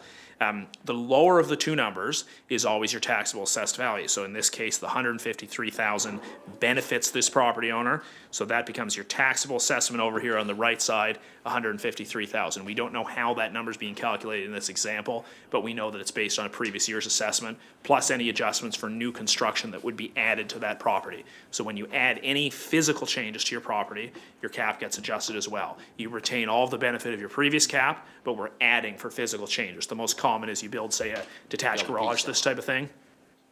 Or significant addition renovation, we would typically make what we call a construction adjustment to the cap for that amount. Yeah. We're uncapped, this particular piece of your slide, or presentation, I'm sorry. So, not everybody here at this table, if I remember, when this was brought up at this table, I don't know, 4 or 5 years ago, maybe now. Individuals here think differently than other individuals of the 7. And so springboarding, if you will, from the warden's comments, that's not where I am. So in terms of where are we with removing the cap? And I know others are in favor of and others that aren't. But I know where my community is at large, right? And that's who I represent. So, and I don't think you'll answer this, but is there discussion around your board table? Because you are a board. You mentioned 5, 5, and 5, a third, a third, a third. So if not that I would, but if I FOI-popped discussion, for example, at your board table, is there discussion around at your table of removing the cap? I'll take that, I'll take that. Not up to them, no. Yeah, I'll take that little grenade and That's not my question. I'll I said, answer is that it one. at the But table? yeah, it's provincial Yes. legislation. Yeah, exactly. And, you know, we administer the provincial legislation. We don't take the position of, you know, good, bad, or indifferent sort of thing. We administer the legislation. However, the NSFM over the years, and Warden Weber would certainly know, and the CAO would know, certainly has done a lot of analysis on the cap and, you know, and they certainly have provided or made papers on it and put their research out there. And so I don't think you would see, if you FOI-popped, I don't think you would see a lot of discussion on it around the boardroom table. There may be some in particular instances, such as the wildfires, that there was recently the new legislation that came out to talk about how we would handle the cap, or should be handled in the wildfire situation, you know, down in Shelburne and up in the Hammond Plains as well. So those types of things certainly are discussed around the boardroom table, because new legislation, that type of thing. Absolutely. I would encourage you to, if you're interested, to read the NSFM data. And we've provided data to various groups that, you know, for them to do their analysis and things such as that. So I don't know. Yeah, I think the takeaway is really, like, from PVSC's perspective, we are in an administrative position via the Assessment Act to administer cap. Yeah. But I think in terms of our opinion on it. We have to, sort of steer clear of that. In terms of our personal thoughts on cap, I would say that's, I think, better for elected officials to impress their opinion upon the sort of powers that be surrounding that legislation. And there are unique situations where cap changes or cap calculations on an individual property may be sort of contemplated or considered, but the determination of whether the entire program is warranted or not throughout the province, I think, is sort of beyond the scope of our wheelhouse, I guess. I think typically when people ask me, especially in the context of a municipal council, you have a budget, and your CAO and your CFO are gonna bring that budget to you, and you have a certain amount of assessed value. So that assessed value is impacted by cap.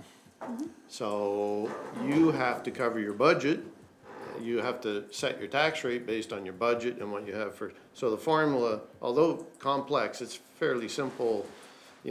We have to cover our expenses and that, but, and the cap impacts that. So really when it comes down to, okay, well, we have to cover our budget, some people are paying more, some people are paying less. It's up to you to decide whether that's fair, not fair, whatever, and to influence the legislative authorities as to which way you feel is best for your municipality, so. Thank you for that. I understand everything that you've said, and I have been following this from at least the days that I became aware, and even was following to the extent of when I think you, Paul, were making presentations around the province, and I picked up on a presentation within one of our Lunenburg County municipal units, and I, through the CAO at the time, I think Tammy Crowder now, had asked if you could come in and speak to us similar to, and I'm trying to recall, right? So it's to speak to us as a council as you did with others. But I still have that presentation actually in my documents when you presented to the town of Lunenburg. But, so no, I'm well aware of my, as an elected official and the fact that you wouldn't be your board. It's it's an administrative board through my MLA, no different than others would ask their elected official when it comes to the decisions that they make. But I get budgets, and also the NSFM, which again, that was a position of that board, and I knew who full well was on that board at that time, and hearing from them publicly, whether it be the District of Digby or wherever else in terms of their positions and their budgets and their municipal challenges, I get all that. It's a revenue for them in terms of assessments, but yeah, no, but I have been hearing from people individually in terms of the worry that they have, and that's my job, right? No different than anybody else's job. Yeah, and, I think, a lot of people out there believe that they're benefiting from the cap. They see it on their assessment notice and that, but you have to keep in mind that your tax rate is a direct result of that cap. And if there was no cap, the numbers speak for themselves. If there was no cap, then that would affect your tax rate. So are people actually saving as much as they think? Some are. That's right. I'm sorry for bringing it up, because I knew you have no control whatsoever. Oh, yeah. Andre? Just had a question about the cap and how it relates to properties that are now, in many cases, adding secondary suites. It's become very in fashion, in vogue right now to add that, and it's another self-contained residence on the same PID, and I just was wondering what's been the impact.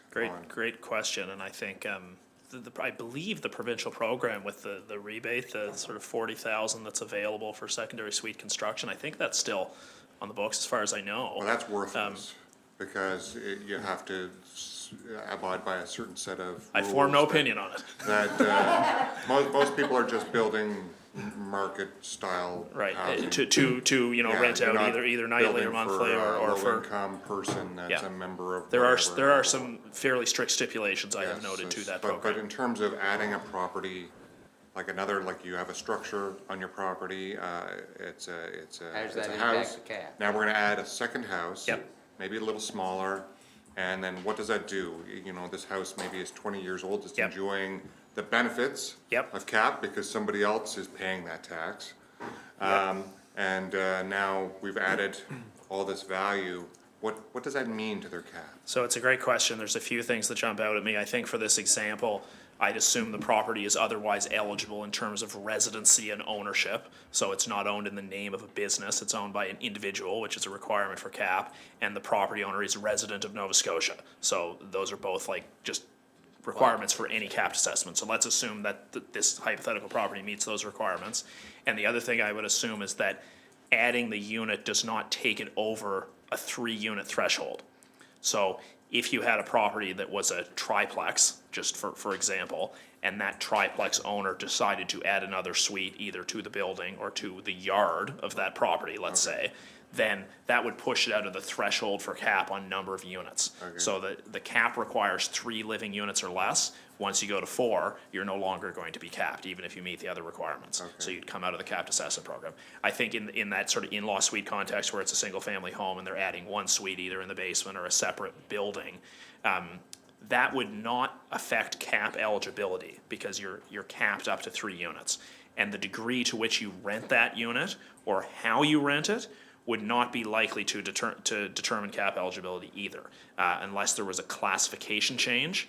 And classification would not likely come into effect for a secondary suite. Properties that are, this is sort of going down another rabbit hole here that I don't think I necessarily want to get into, but nightly rentals, 4 bedrooms or less, are residential property and therefore eligible for the cap if they meet the other requirements. So as long as, if you, let's say you have a 4-bedroom split entry home and you construct a 1 or 2 bedroom secondary suite in the yard, let's say, and you rent that out nightly on Airbnb, you could still be capped on that property. The physical changes would be added to your cap. So if you have an existing cap of, let's just keep the numbers simple, you have a cap of $150,000 on a $200,000 assessment, and then we receive a building permit that says construct secondary suite in the backyard, we would make a site visit, determine those physical changes, remembering that, you know, in your example, it's an older house, but the secondary suite is brand new.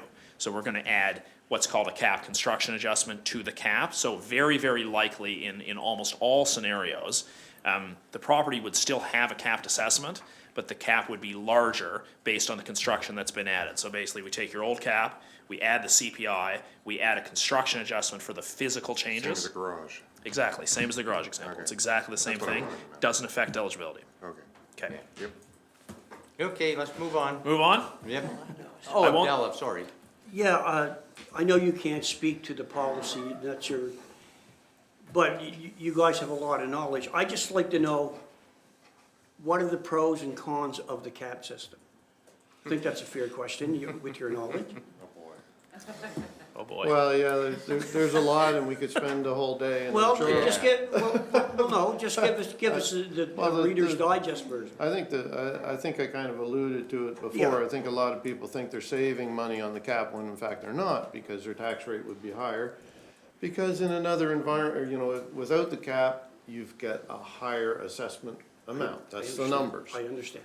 And so, you know, essentially there are people out there, I like my cap, I'm saving, you know, my assessment's $10,000 lower than what my market value, so I'm saving money. Well, you're not really saving money, and there were studies done on this because they were talking about a 10-year, the NSFM was looking at what would happen in a 10-year phase-out. So they showed, and they graphed it whereby, okay, your tax rate would come down like this, and your assessment would go up like that, or whatever, so, you know, it's a case that, you know, you're not really saving that money because you have to set your tax rate to cover your, and I think, the closer your market value is to your cap, and if you're in the cap, chances are that, because your tax rate is higher, the artificially higher tax rate, you're not really saving any money due to the cap, but you think you are. You think cap's a great thing. So, and 80% or so of the property, well, I have it right here, 87% of the properties in the district that have houses, dwellings on them are capped right now. Are 87% of them actually saving money? 87% may think they are. But your tax rates are artificially high because of the cap. I think I'll add one more comment only. And I'll just say that, you know, and this is my direct experience from working extensively in Chester. And so here in this municipality, we have one of the largest assessment ranges on your residential roll of any, I would say probably the largest, if you were to take sort of the bottom end of the range of your sort of typical assessment and the top end of the range.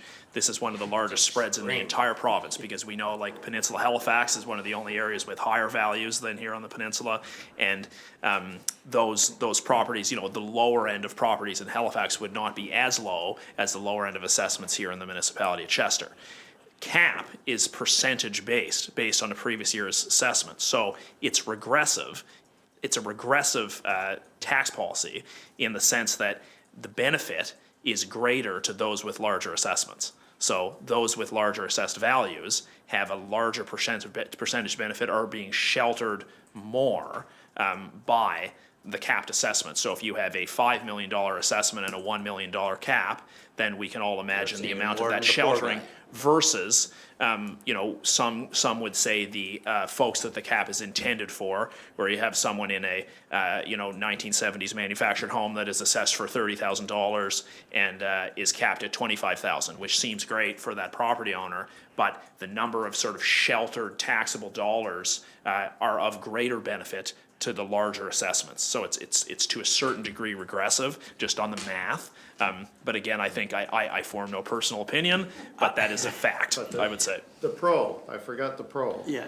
The pro is that it was established to protect against significant spikes in market values. And it did do that during the pandemic, because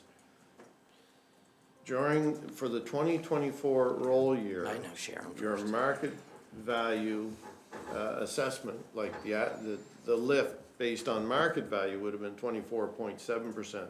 But cap adjusted lift last year for the 2024 roll was 10.8%. So it did put the brakes on during the pandemic. And put the brakes on pretty much everybody except for the ones that were buying the properties for the values they were paying or whatever. But essentially, it did put the brakes on. But you know, that's compared with the con, is that many people think they're saving more than they think they're saving. Yeah. I think, Tina, you get your question answered without going fully pop. But and I have another question. Okay, then Sharon. I'd just like to know if you have any data on anybody that, you know, people appeal. How many people are successful, percentage-wise, would you say? We do have that data, and that's a question we get all the time.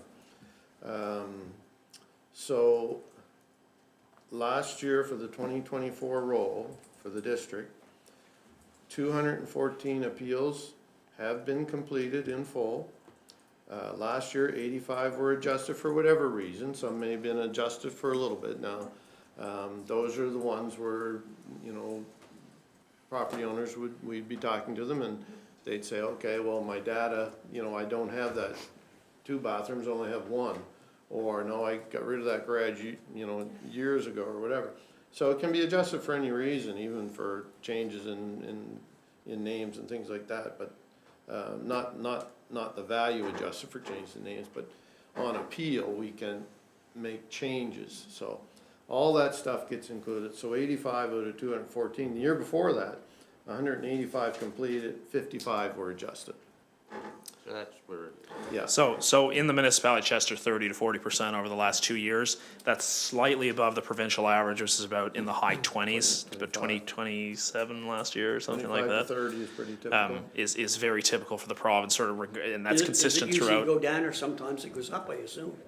Well, there's a rare occasion where on appeal that a person will want us to put the property up. A lot of times, if they want to sell their property, they want their assessment to reflect a higher value. So they'll say, that's too low, I put a lot of work into my house, so you've got it too low, and I'm gonna put it up for sale. But it can happen. Very rare. Very rare, but it can happen. And there are the occasions whereby we discover other, you know, construction on the property that was not previously assessed, so they say, oh, my value's too high, I'm gonna assess it or whatever. and then we find out, well, you put a big addition on the back and you didn't take out a permit. The other That thing, doesn't, we don't necessarily put it up on appeal, but we'll correct the data for the next year if we find that the data is inaccurate. and then just the one more thing I'll add on Councillor Saff's question very quickly is that typically province-wide, it's a third, and a third. So a third of them we adjust, so that means we make a value change, typically a reduction as a result of a conversation with the property owner. Often new information comes to light that we weren't aware of. So, bad tenant, fire damage, basement damage, building that's been removed without a permit, this type of thing. And then there's also a third that are withdrawn. So we have a conversation with the property owner and we agree. We explain why there were changes. They say, that's fine. And we agree, we withdraw the appeal, it goes away, we move on. And that's just to the point of, it's really great for property owners to get in touch with us anytime during the year. We can typically talk about future assessments outside of the appeal period, but we're always willing to have that conversation around, what are some changes that have happened to the property, if there are any, and how will that affect the assessment? We may not be able to give the exact number, but we can give a property owner an idea of what to expect if they're building, say, new construction, or if there's a demolition, and how that might change their taxable assessment. So, really important. Okay, I gotta move on. I think Councillor Sharon, Church. And then Andre, because Yeah, I'll just be we quick. got a lot left on the agenda. Removing the cap, there's pros and cons, certainly very controversial. I know, municipality could lower the tax rate, but the thing is, would it be low enough for those low-income people that really having that capped assessment right now is very meaningful to them? So I don't know. I guess we'd have to do a lot of work on that. A lot of people like the capped assessment for the lower income assessments. Maybe if you're high value, but I know there's inequities, certainly if you build a new house, compared to your neighbor who has a similar house. I mean, the assessments are very different. I know that for a fact. Or if a property has transacted more recently is another reason why there could be a significantly different tax They're burden on two houses. significantly different, Yep, so. absolutely. And I've heard from, new people that that's the case. Yep. But certainly, we need to protect the longtime people and maybe the more vulnerable people that really benefit from that, cap right now. Thank you. Rich are benefiting the most. Andre? Well, the comment about long time is probably the most pertinent one, in that if you've owned your house for a long time, the cap's been in place essentially since 2007. A lot of people, especially in some of our more rural areas, they love living where they live and they've been in their home for a long time. They tend to benefit greatly from the cap more so than those other properties around. So that Depends on who you are. And where you- it depends how long you've been in your house, what the situation has been since then, those types of things. Andre? I feel bad for belaboring this topic. One last comment, I guess, maybe, hopefully. It's the con that you alluded to a little bit, that the cap forms a barrier for entry for young people, essentially, because you can imagine a very realistic scenario of houses built maybe in the 80s or whatever. On one side, you have original owners, two houses side by side, original owners. They've been there, enjoying the benefits of the cap. The house next door sells to young people trying to get into the market. They're paying 2 or 3 times as much tax, same house. And it's in a way, it's a form of discrimination, I feel, against really, it's young people trying to enter into this real estate market through our taxation scheme. That's a challenge, as well as those people of my vintage who want to downsize, and you've got a nice cap, but what happens if you downsize? You can't take it with you. You can't take it with you. Yeah. So you might end up paying more tax on less house. You're right. You're absolutely right. But it's a great point. And It's a big problem. You didn't exactly highlight that, but I see that I a think lot. it's regressive to the purchasers of new property, regardless of their age, I would say. Anyway, we gotta move on from the cap. Let's move on. None of us can control it sitting here anyway. Okay, I have a couple of slides on the 2025 assessment roll, and I think we'll wrap it up here.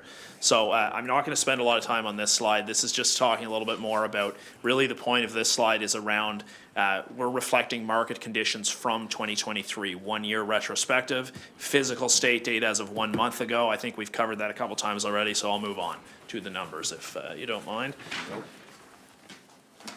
So Chester's assessment roll is 1.8% of the province of Nova Scotia on dollar value. Just thought I'd pull that out, and 2% on accounts. So we're just right around 2% of the province, whether you measure by number of accounts, that's out of that 650,000, or by dollars of assessment, that's the $3.5 billion on the first line. So total assessment roll for 2024, $3.5 billion. Of that, $3.3 billion is residential. So Chester is 94% residential, 6% commercial. The province is 84%. So you're 10% more residential than the provincial average. Many other small municipalities are in a similar situation. That 84% province-wide is being, to a certain degree, tempered by Halifax, which runs around about 80%, but has some of the largest values. So when you start to look at dollar amount and you bring in that, you know, the business parks and, of course, downtown Halifax, all that stuff, it starts to change the numbers a little bit. So your residential total assessed value for with cap is 2.4 billion, so significant reduction from that 3.3 billion total assessed value. So that's really the impact of the cap within this municipality. And you have 8,879 residential accounts with cap, which represents 87% of your total residential roll is capped. That's the same as last year. So last year, it increased a little bit from 2023 by about 3%. That would be, last year we did a really large market increase, as many would be aware probably on their personal homes and their constituents as well, 24.7% on average last year. This year, the residential assessment lift in Chester equated to 7.7%. So that's the market assessment increase. A little bit lower than the province. The province was 11.18 on residential this year. So Chester's a little bit behind the provincial average. I would say it's very likely due to the increased sale volume we saw through the COVID years and the increase that was applied last year. We're starting to see some sort of flattening of the market here, and that's reflected in the assessments as well. The residential taxable lift with cap is 5.2%. So that's the increase in taxable dollars available to the municipality to apply the tax rate to. So the cap impact is roughly sort of 2.4% on the residential side. Commercial was relatively flat, doesn't form a really large portion of the roll in Chester, 0.2 billion in total assessed value, 510 accounts altogether. Yeah. We covered appeals already, so I'll move on to the next slide. Sorry, I think there was one more there on permits. I'll just not spend a lot of time on this, but this is just the data that goes into sort of the assembling of the 2025 assessment roll. So we reviewed 566 building permits dated in 2024. So those are permits that would reflect physical changes on the 2025 assessment roll. So new construction, renovation, demolition, change in use that may have an impact on value. We review all those permits in conjunction with your planning office here in Chester. We reviewed 468 property transactions, so those are sales that impact our determination of market value in the area, and we had 252 appeals, as Paul mentioned. So a little bit on the appeal process. Each property owner receives a notice of assessment which indicates their assessed value. Should a property owner disagree with their assessed value, they can file an appeal. The appeal period just ended for this year about 10 days ago, so February 13th of 2025, and instructions are included on the back of the assessment notice. There's 3 levels of appeal. The first is the initial assessor review, so PVSC triages appeals, looks at the written appeal grounds, has a review of the assessed value, sale history, relevant data for that property, any permits, et cetera, or physical changes that have been made. Make a determination if we need to contact that property owner. If we do, we have that conversation, make a determination whether we agree, disagree, or just withdraw the appeal. At that point, a property owner receives a registered mail confirmation notice if we sort of agree to disagree at that point, and they have 14 days to continue that appeal to the Nova Scotia Assessment Appeal Tribunal, which is an informal sort of arbitration hearing whereby we have a third party that hears from the appellant first to present evidence as to why the assessment is wrong. PVSC presents evidence on behalf of the director as to why they feel the assessment is right, and there's a binding decision on that specific assessment roll year made as a result of that hearing. If there continues to be a disagreement between parties, it's possible to continue to the third level of appeal, which is administered via the Nova Scotia Utility and Review Board. So our contact information is here. We encourage property owners, as I mentioned, to get in contact with us anytime during the year. So we're working on the 2026 assessment roll right now. So property owners, even if you've missed the appeal period, if you have questions about your property, give us a call. We're always happy to talk through it, go through the data, make sure that everything's correct. And there's also an ability for property owners on our website to review what's assessed to their property, have a look at the buildings we have assessed, the data that we have, and sort of almost self-audit, make sure that that data is correct. If they feel that there's an inconsistency that may affect taxable assessment, they certainly can give us a call. We're happy to go through that detail with them. So we're available on the phone at inquiry@pvsc.ca, or our website has lots of great information, especially around how the cap works, which is very popular. So again, thanks for your time, everyone, and thanks for the great questions and dialogue, and open for more questions if we have time. We've asked a lot of questions already. Anybody have any more before? Thank you very much. Thanks, everyone. Interesting little gathering. Appreciate the time. Thank you. Great.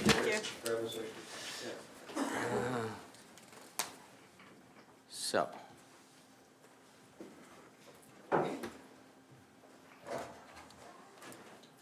Already done that one. Sherbrooke Lake Stewardship, done that? Nope. No.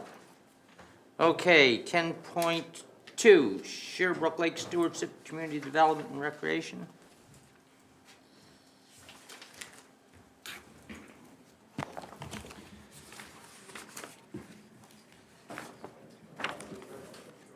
So we had one conversation around Sherbrooke Lake already this morning, but this is a little bit of a different matter. So you all would recall that last year we had a presentation both from the Sherbrooke Lake Stewardship Committee as well as staff from Blue Nose Coastal Action came in, and they presented their fifth and final year of the water quality monitoring program that we had established. And so that came in, and as part of that presentation, the chair of that committee, Garth Bengay, made a presentation which was some further recommendations from that committee. And so the reason that we're here today is just to follow up on those recommendations. We didn't have any official direction from council at that point in time. And there was a couple of other things that happened. So one of those being that council made a decision not to follow through with a broader lake monitoring program. That was something we already talked about, and council decided not to do that as part of the strategic priority session. And so these recommendations have just kind of been floating out there a little bit, and with no direction from council. So the intent of the report today is just to bring those back for you, just for kind of final decision. So there are essentially 5 recommendations that came through from that committee. One being to continue the water quality monitoring, but every 3 years, and to base that on the program that was been established for the past 5 years. So that was one. The second was to establish a lake stewardship education initiative. So essentially to create a new committee with a similar structure to the Sherbrooke Lake Stewardship Committee. That would be in partnership with Modal, and the next recommendation is actually just a follow up on that to create a terms of reference for how that committee would operate. The fourth one is really a little bit irrelevant to us because that was related to the creation of the lakeside zone and are implementing that. And so we have done that already on our side of the lake. So that recommendation is more for the modal side of the lake. So that's one that we can kind of skip over. And lastly was a request for some advocacy towards the province related to blue-green algae or cyanobacteria blooms. So that was the final piece. So the only other reason why it would be here today is that this same presentation that happened to our council happened to Modal, obviously, just because of the partnership and how that committee is set up. And so back in September, their council provided some direction to their staff, which is kind of outlined in the report. And so the Modal is interested in following through with the lake monitoring every 3 years. They are interested in pursuing the kind of the joint education committee, and they did follow through, and they have written that letter to the province as directed. So Andre, yeah, you had something you want. I don't know if you. I'm just jumping ahead, but you can carry on, Chad. I'll speak when you're finished. sure. Well, so just to wrap up is just I'm looking for some direction from council as from those recommendations that were presented, just to see what the interest is of council on each of those recommendations and provide some direction to staff staff so we know how to follow through. And of course, whatever that direction is, we would let our kind of partners know through the stewardship committee and through to Modal on whatever that direction may be. Andre? I guess I'm interested to hear from the councillor of the area, but, you know, we created this body of work in response to Modal's basically purchasing of lands on our side in our municipality with the intent to create a park. And there was concerns by the residents that sort of were on the lake on our side, that this was going to impact adversely the water quality. But since then, to my knowledge, Modal has not followed through with any activity in actually working on the park. And, you know, although there's always value in monitoring lakes, and we have talked about and some identified some lakes that may be ones that we may want to monitor on an annual or some sort of rotating basis. I don't understand why, the purpose for this whole activity was to determine the impact of the generation of this park, which hasn't been built. It doesn't appear to be in their, I'm not sure if it's in their 5-year plan, maybe it is.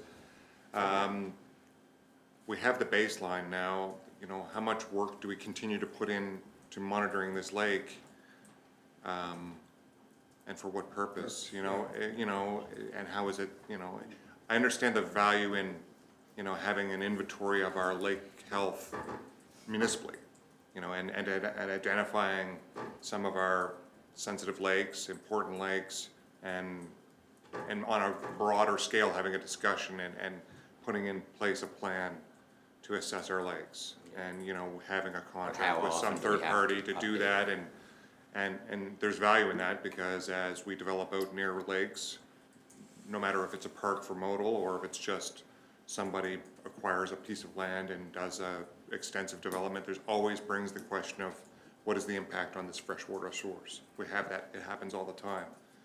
But, you know, this seems like it's an oddball sort of like problem that I just, questionable value, unless we want to integrate it into some broader policy discussion about what we want to do with monitoring lakes in our municipality. And so the follow-up direction that we had, the conversation that we had during our strategic priority sessions was that council wasn't interested in doing that kind of broader monitoring program at this point in time. Because if you recall, one of the models we were looking at was like Kings County has a different model. There's various models around the province, and we kind of decided not to do that at this point in time. And so we would just deal with kind of one-offs if there was a request comes in and determine if we wanted to do anything or not. But that has been our pattern that I would say is personally, I feel a failure of this council in the past, that we tend to react to groups that are come to us. They may not be the most important, but they're the ones that were the most vocal. And then we'll respond and do something for them instead of being strategic about how we apply tax dollars. And so if this is something that is important, monitoring the water quality at Sherbrooke Rill Lake, the question is then why? You know, and how is it different than, you know, any other lake that we wanted to identify? So I think the original purpose for this, as I said, we had one. We have the baseline now. Now what then is the purpose moving forward? Yeah, we've got the baseline information, unless something significant takes place in the lake, which would prompt us to do another analysis. So that would be another approach, is we have the baseline and until such time, like for example. If there's a big development takes place, Right. then you may want to do it again, but you know. And check it against the baseline. Yeah. Anyway, Tina, and you probably know more about this than the rest of us. Thank you. I'm in agreement with Councillor Vino and Warden Weber's comments of everything that they've said. And especially, Warden, when you just mentioned if there was a development, if we knew something, and that's what I was going to ask here. You know, if we look at this as a pause, maybe just a pause, and to revisit at some point, whether I'm here in this position or not, because it could be 3 years out kind of thing. So it's my understanding that there is, it's not in the budget for this particular budget year, which will be approved at modal council table, possibly April, first week of April or so. It's my understanding that, again, I can barely speak for this council decision sometimes around budget and how, we change some, new things come to light and so on. So I'm not gonna speak for another council, but it's my understanding that right now, there's nothing in the plans for this upcoming budget year in modal's budget for Sherbrooke Lake Park public access. In addition to that, it's my understanding that there is nothing in the 5-year capital plan. Again, things can change, and we change here every year. So I'm not gonna cloud that over or pretend that it's something it's not. But right now, nothing in the 5-year capital plan for Sherbrooke Lake public access. However, the counselor from the area has reached out to me because she's new in that position, and rightly so, wanting to know the interest from the municipality of Chester, specifically the residents, if you will, in that area, and so on, and the above. So I get the fact that she is very passionate, she's listening to her community, and so, again, that movement can happen. There has been money since the beginning of the investment time, 2017, 2018, monies put into reserve by that council for public parks and green spaces and access and so on. So again, I don't want to cloud over and misrepresent. So there could be something happening, but the fact that, Alan, you built on Andre's comments around the fact that it's not something we can't revisit. No, that's right. If they do build something next spring, then maybe the following year we will want to monitor the water. So But I until would something be happens. of the position that we don't invest in this at this time, but we certainly keep it on our radar to be able to jump right in. No pun intended, jump right in. I'd like to put a motion on the floor to give staff direction not to carry out any other recommendations and notify modal. That's a motion. Just to clarify, is that just the monitoring? So there was 3 different recommendations. There's the monitoring, which I think is what you just talked about. The other Yes. 2 items are the Lake Education Committee and the advocacy letter to the province are the other 2 pieces. Well, So, there's nothing wrong with writing a letter of advocacy to the province. Just the monitoring part of it. Yeah, okay. just the monitoring we don't want to do. Moved, seconder? Seconded by Councillor Bino. Discussion, all those in favor? Oh, sorry. I'm sorry, around it. So, number 2 there, both councils initiate and support an ongoing lake stewardship education initiative. Are you yes. doing that? So that's what not I'm. in the motion. That's right, correct, so- The motion is only not to do item 1. Correct. Okay, so just a second, I need to read that, because I think I'm in favor of that one, I just need to Oh, be yeah, clear, no, I I'm don't have sorry. any problems with those either. Initiate and support an ongoing education initiative. Yeah, so the intent behind that one, the recommendation from the committee Yeah. was to create a new Yeah, committee that would help to educate lake owners. So this committee is not intended to be focused on Sherbrooke Lake, but it would be essentially for all lake like that. owners. And so instead of just the municipality of Chester approaching it on our own, that the proposal is that we would create a new committee in partnership with Work Modal, together. and we would work together to create essentially an education committee that would target property owners that Yeah. own lakefront I'm properties. okay, I Okay, like that. but we gotta finish voting on this first motion, which is not to proceed with, Any of them. no, it's only to not proceed with Just the 3-year. just just with the the mon- water water monitoring. monitoring. That's all the motion is. Okay. We had a seconder? Yeah, okay, yeah. Discussion, any further discussion? All those in favor? Opposed, motion's carried. Now we're on to the next 2. And I don't mind having a committee to educate the public. I'm sorry. So this committee, what's our role in this exactly? What's the investment? Again, what's special about Sherbrooke Lake? I mean, don't get me wrong, it's a special lake, Yeah. okay? But everybody who's on a lake thinks that their lake is special. I want to put that out there as well. So like why would we treat this one differently? And how is this joint committee, is it going to be interested in, Sharon's Lake, Bezanson Lake? Yeah, so just to be clear, that this recommendation is not for just Sherbrooke Lake. It's for all, this committee would focus on all lakes in municipality of Lunenburg and all lakes in municipality of Chester. We would essentially just be working together To help talk educate the about. public to on educate this the is a public. good thing to do in your Yeah. lake and this is a bad thing to do. And we need a committee for this? Like, what's the role of the committee? What's the terms of reference look like? So that was the recommendation was that a terms of reference would be developed that would come back here. So it's like, do you want to do it? And if so, then we would go away, develop the terms of reference and bring them back. I guess. Or not. I guess I'm trying to understand in my mind what exactly a committee would do. Like, I think there are probably well-documented principles of how you care for a lake to ensure it's not, altered or damaged in some adverse way. Do we need to put in place a committee to put this information out, or is this just communication that should be sent out by both governments? And I don't understand why we need a committee for this activity, frankly. Can somebody explain that? Sharon? I just think that we could do that on our own, that we don't need to have a partnership with the municipality of Lunenburg to do that, that we certainly can communicate, how to keep your lake healthy, practices that can help. I don't think we need to form another committee to do that.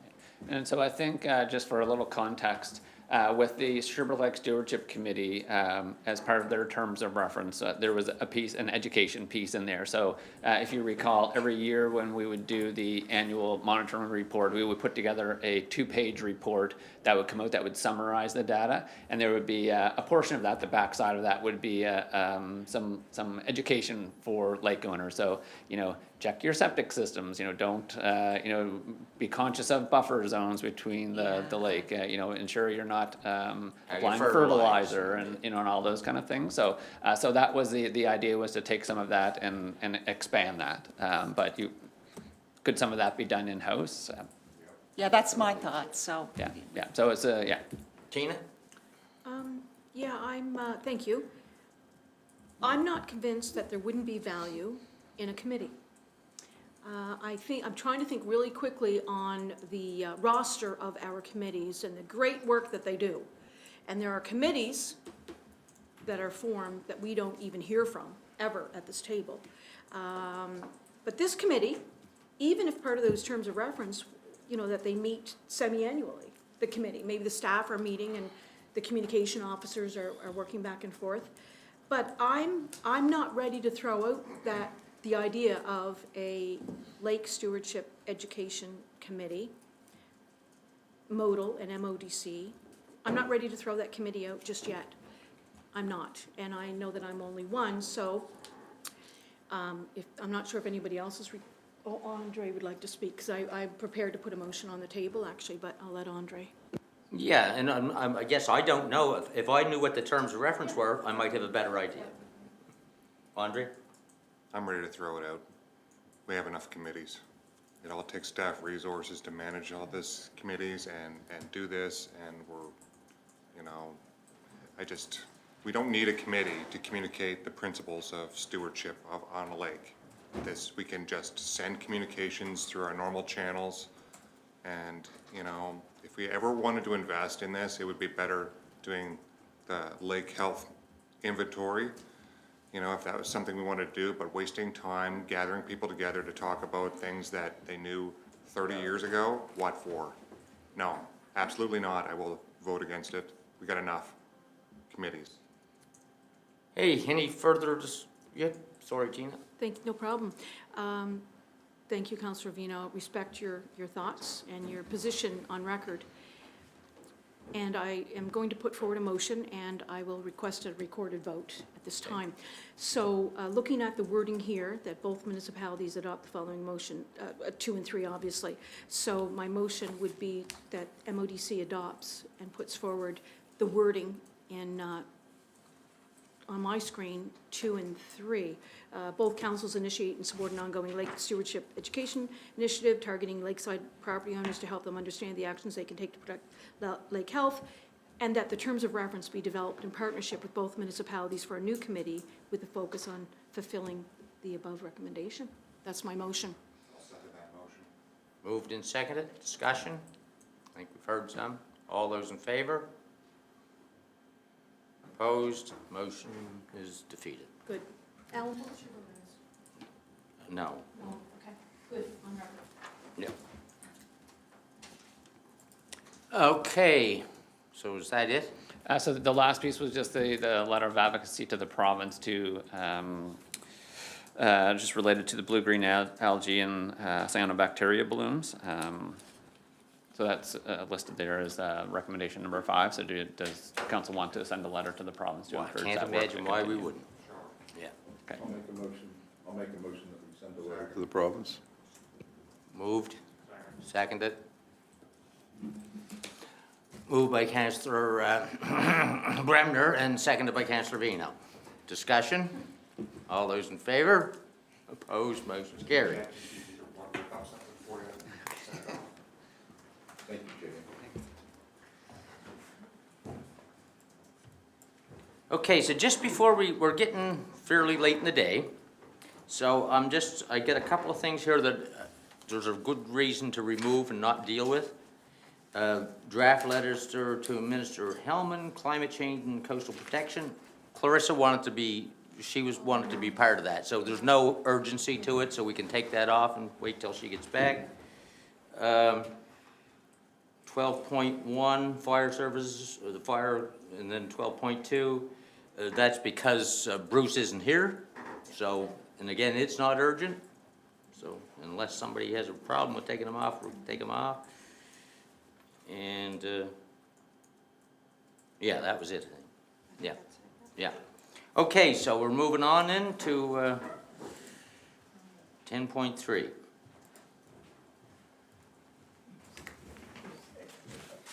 And in respect of everybody's time, this one should be fairly quick. This is just an update for council on economic development sponsorships. So we've just issued another sponsorship for the Western Woodlands Conference, which is taking place April 5th at the Forties Community Center. We've provided $250 plus private giveaways, and we will be showing up with our booth as well for that event. We have approximately $3,000 remaining in the economic development sponsorship budget for 24-25. So just wanted to provide Anybody that. have a problem with that? No, we're all good. Thank you. Yeah. Okay, Recreation Facility Steering Committee Terms of Reference. Yep, this one is, I'll present. So council, previously we had the representation from Church Memorial Park here to discuss forming a steering committee regarding a new recreation facility, and council agreed to form that committee.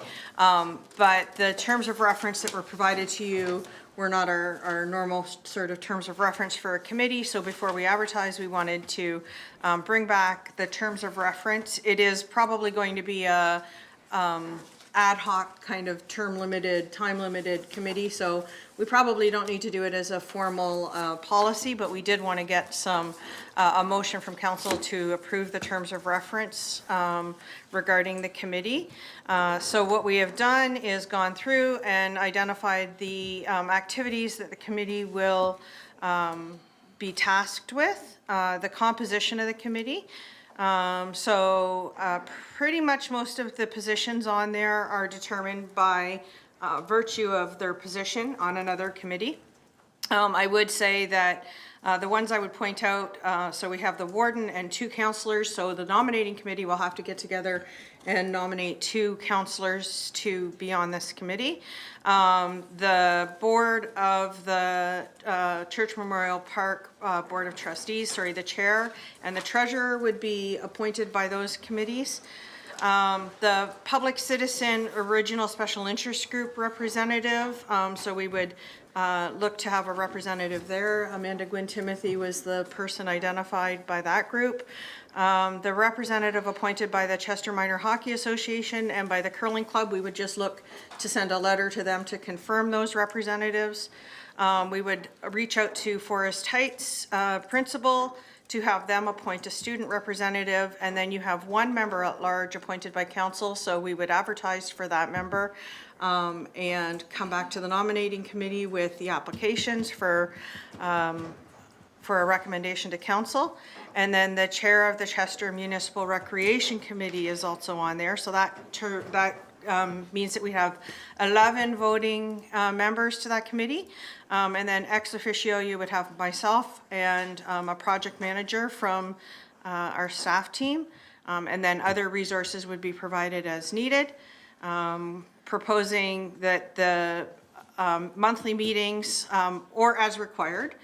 The quorum should be a majority of the voting members. We've got the reporting and deliverables that would be anticipated there, so that they would designate one of the elected officials to provide regular updates to council.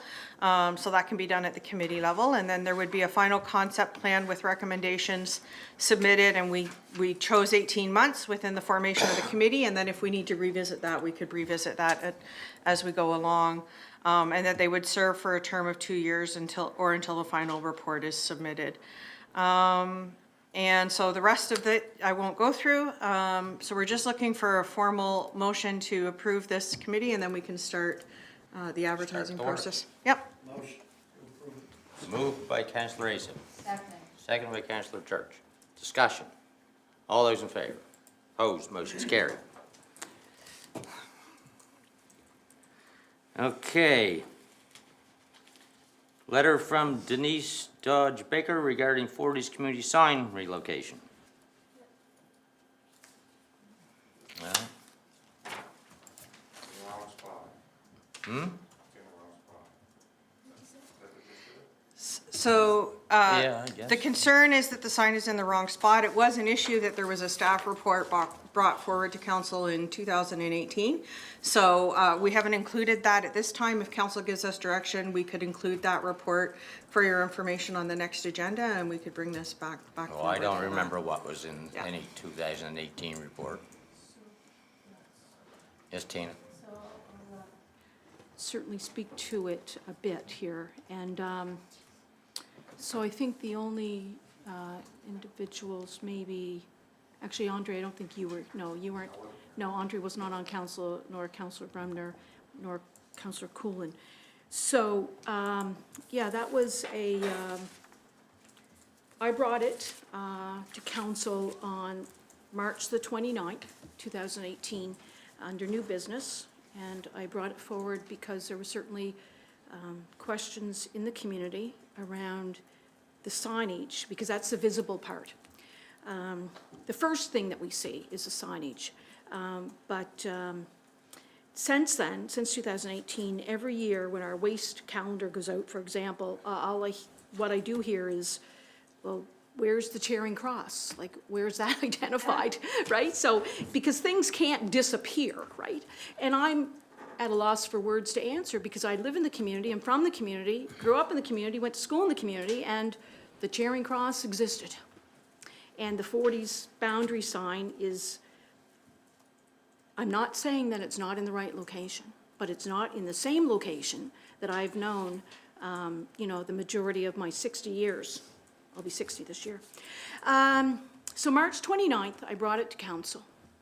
And when you read the minutes, it was at the discussion of council to ask staff to, or direct staff, I guess, to do a report, some research and a report. And that came back to council 6 months later on September the 20th. That was a staff report. And if I could find the minutes from there, how it ended up during the discussion was that, oh darn, here, maybe, I don't know. But it was a direction, Alan's comments at the time, that if there was interest in this discussion or reinvigorating or digging down a little bit more, that and staff and council would have to hear from the public. So it's in those minutes of September the 18th, and so you are now hearing from the public in terms of this correspondence, because this correspondence is one person representing others. So it was my job to bring it here. It's not my job to answer. It's the job of this council to look at those questions that she has presented and respond to this individual, whether it's asking her to come in, to appear before council, and she certainly is able to do that, or if it's, so it's not for me to answer, it's for this council to look at that request as she's laid it out very well in her 3-page letter. Well, I don't remember it like you do, that's for sure, but, I mean, all I was trying to say at the time was you need to hear from more than one person to move a sign. That's all. Yeah. Councillor Asaf and Councillor. Oh. Councillor Connors? Councillor Asaf and then. Asaph, okay. Yeah, just to Tina's point, I mean, I guess it might sound like a small matter, but if you live in the community, it's not a small matter. It would be like if I woke up tomorrow and the Western Shore sign was gone, and I lived there all my life, and the signage went from Gold River to Martins Point. I mean, it may seem like a small issue to some people, but I think you can't erase a community. It's silly. No, and this person's writing on behalf of more than one person, but the And first I request was one person. Yeah, and I can remember when I worked in Kentville many, many moons ago, traveling that highway all the time and seeing the Charing Cross sign there. Remember vividly, and I don't remember a lot, but I remember that on the far end of New Ross going towards the valley. So I wasn't even aware of that until it came up before council. Well, you want to ask? So Promise Mover? I don't know what would even be the process, What? is what I would like to know. Okay, she's saying we should have the staff report brought back so that we can know what it was in it. Yeah, well, I'd like to know what it would entail, what we have to do, because obviously it must be a provincial matter. I Well, yeah, don't know. but they did a report and none of us remember what's in it, so. Yeah. Okay. Okay, Andre, I think you were next. Yeah, just, you know, it happens. I think 10 years ago, the Seffrinsville sign was changed from Seffrinsville to Seffrinville, and I think it was also changed the location slightly. At that time, that was about 10 years ago, and because we had members of the public that approached us and asked for those changes to be made. And I think we worked with the province to have that done. So I don't think it's a big deal. We just have to make the requests, and it seems like there's some sort of evidence and community knowledge that it's not right. So like, they don't want to be in the 40s. They want to be in New Ross. Simple as that. Makes no difference to me. She's just suggesting we should have the report so we know what was in it, that's all. Thank you. It's easier than moving. So yeah, absolutely. So the staff report came back, and the staff report indicates that the evidence told them that it was in the right location. But I did not agree with staff report at the time, and it's public, and I can disagree respectfully. Again, living there for most of my 60 years. And so at that time, it was focused on the one boundary, where the 40 sign is currently located, as to where it was previously located. And, but since that time, it's picked up some traction, and it's focused on that, but as well as the disappearance of a community within New Ross, the Charing Cross. So in 2018, it was around the current location of where the sign is located on the 40s Road as to where it was previous, and Denise actually mentions that in there, as it's indicated in our history books. And you can do away and pretend that, and change names of streets and remove statues and so on at Halifax, but you can't change history. You can't change it. Where do they want the sign moved to? So Can you in just give me previous, a in better previous idea? decades, the signage for the 40s jurisdiction indicates it to begin at Lot 20 on the Long Swamp, up past Marianne and Frank Turner's Reese Road. Oh, yeah. Up past the Reese. No, well, there, Long Swamp. That's where it was when I was growing up, Before you get to, the 40s. And from there up, 21 lots on one side and 20 on the other. Again, 40s. 40 lots, right? Not 80 lots. So at present, this signage is now located 4.2 kilometers east of its original location and designation. 4.2 kilometers is not a slight movement. So again, it wasn't my job from 2018 to now, because then I would be making it personal. So the community is kind of come up again, and so that, yeah, so it's going to be interesting. So I will let Denise know that she can watch the live stream and the others today, and I won't predict the timing from today's request for staff report to when, yes, well, they already have the report done, we just haven't seen it. from 18, yeah. Yeah, so the report was done in 2018. My recollection is, you're correct that there wasn't general agreement on the staff report.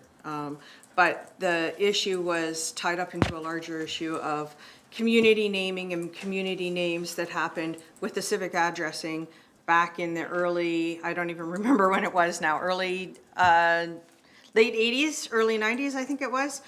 So there was more to the issue than it just being where the sign is currently located and it having been moved. It was related and tied into community naming and the 911 system. So that's why I'm suggesting that you bring back those staff reports. Just so we know what we're doing. Yeah. Just bring it back, then we'll do it next council meeting. I mean, I don't really care where the sign is, but. We can put the staff report back on the agenda again. Okay. Okay. 11.2, Jackie Herman regarding Pledge for Canada. Councillor Connors. Councillor Connors, yeah. So, me again.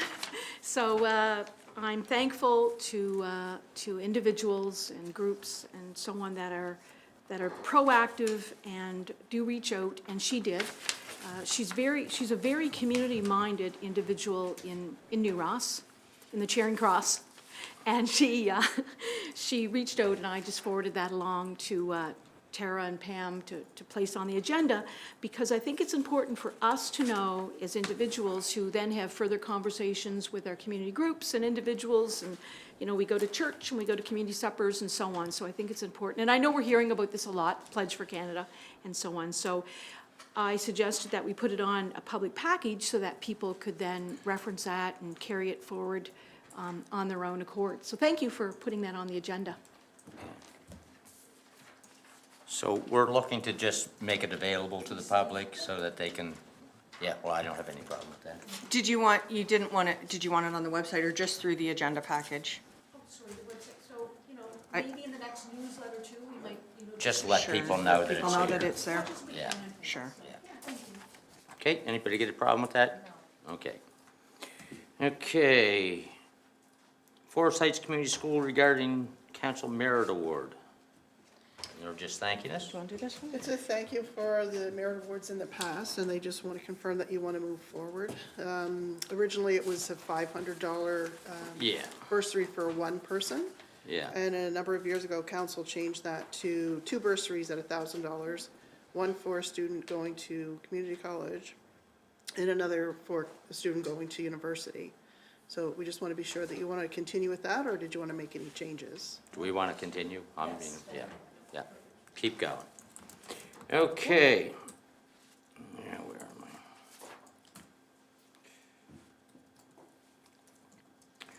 Oh, correspondence, NSM, legislative changes, Minister Lord. I think I think I spoke to it sort of early.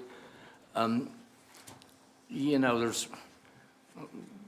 they're making a lot of changes that are going to impact municipalities, and they have had no consultation with us.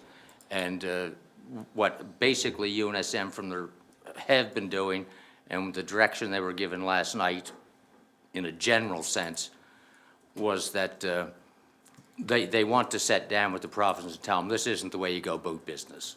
You know, you need to have broader discussions with us about the impacts of how you're going to deal with the letter from Minister Lohr, how you're just going to up and charge us for, you told us to move the roads and now we're responsible for the financial impact when we don't even know which ones or when, how are we supposed to budget for it?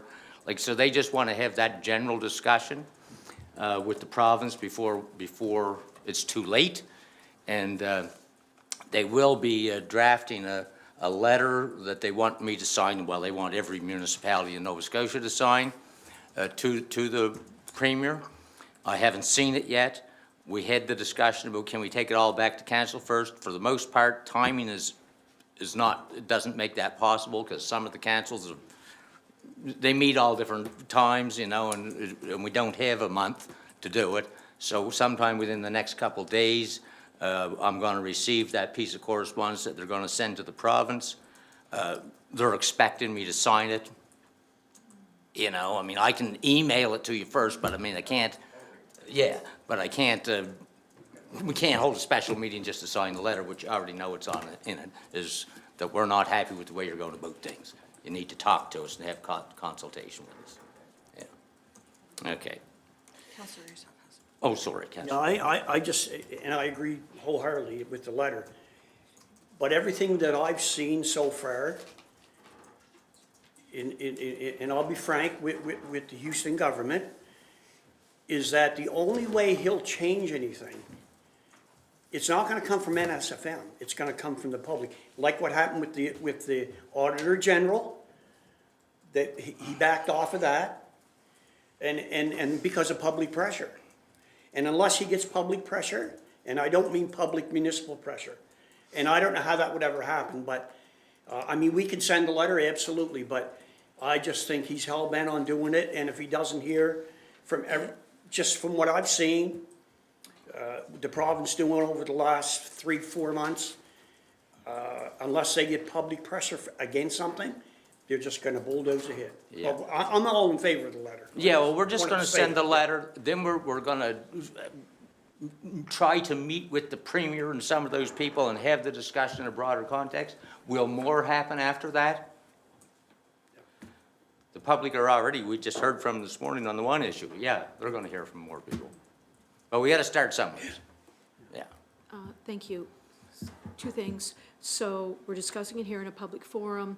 The letter is coming from this your signature is coming from this municipality, so it's a public document. I would suggest that we put that on social media. Oh, absolutely, once I have it. Absolutely, because as Councillor, Deputy Warden Asaph has indicated, the public needs to be aware. The public needs to be aware, so as much as we can try to ensure that the public is aware, so that they then in turn call their MLA and call their municipal councillor and so on, that needs to happen. I was surprised to hear from people, as soon as that February 11th correspondence came out directly to the mayors and wardens around the two things, the tariffs, interprovincial tariff, which is, you know, I'm all in favor of that stuff, that between provinces, I mean, reducing that, and also the mineral rights piece. So I was really, really surprised. I had received it in my email, Yeah, obviously, everybody did, I think yeah. February 14th or something. Yeah. Well, from NSFM, I didn't receive it from this municipality. I received it from NSFM, as we all did. It came to the mayors and wardens. But I was happy to hear from people that obviously have connections in the province to say, Tina, what do you think about this? What are you doing about this? You better think about this. And so Kathleen heard about it somehow too. So that's great, because she didn't see it on her council package, unless she heard it from her municipal councillor, but I think she wrote to you as her municipal councillor. Yeah. So the public, as much as we can ensure that they're hearing about this stuff, they need to hear about it. And as much as I can do to help that, I want to help it. So that letter that we're signing needs to be public. Oh, we'll make it public, Excellent. yeah, it's just that I don't have it yet. No, no. I just know what the general gist of it will be in the intent. Yeah. Okay, so we're on, oh, sorry. Yeah, I just want to add one thing to that. Certainly, that was made very public from the Premier that he wanted to have an agenda going forward to, I guess, explore our mineral rights or to help our economy. So it was certainly out there, so I think that's where people are aware. I've had numerous people contact me about that, very concerned about opening up for, you know, possibly uranium exploration, since there's been a moratorium and actually legislation banning it since, I think, 2009. So I think that's where people are starting to pay more attention to press releases. Thank you. Yeah. Okay, so we're on to 12.4, Municipal Chester Arts and Cultural Strategy. Okay, let's take a 10-minute break. I need to go to the bathroom too.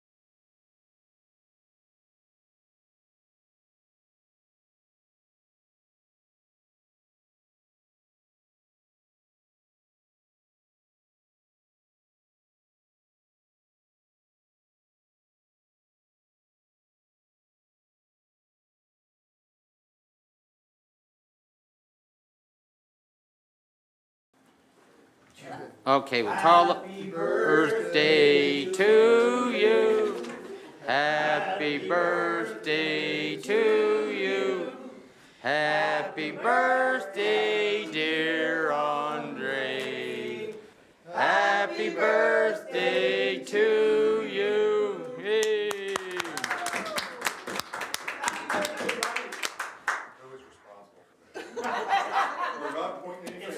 No. It's a guarded secret. And could I ask how old you are? Is that appropriate? No, we're not speaking of it. Okay, we're on to 12.2. 12.3. 12.3, yes, that's We what I deferred meant. 12.2. Yeah. I know you love it. All right, I'll make this one quick. So, our Best of Chester Awards have been running since 2016. Yeah. Participation has been dropping over the last few years. We peaked in 2022 with over 14,000 votes, and we were down to just over 3,000 last year. So, and nominations have been consistently low since 2021, with only a few hundred each year, sort of limiting which businesses show up for the voting period. So feedback from public as well as our business community indicates they want one voting period and some new categories to generate more interest. Okay. So the current categories are listed there for you, or they were, that's fine.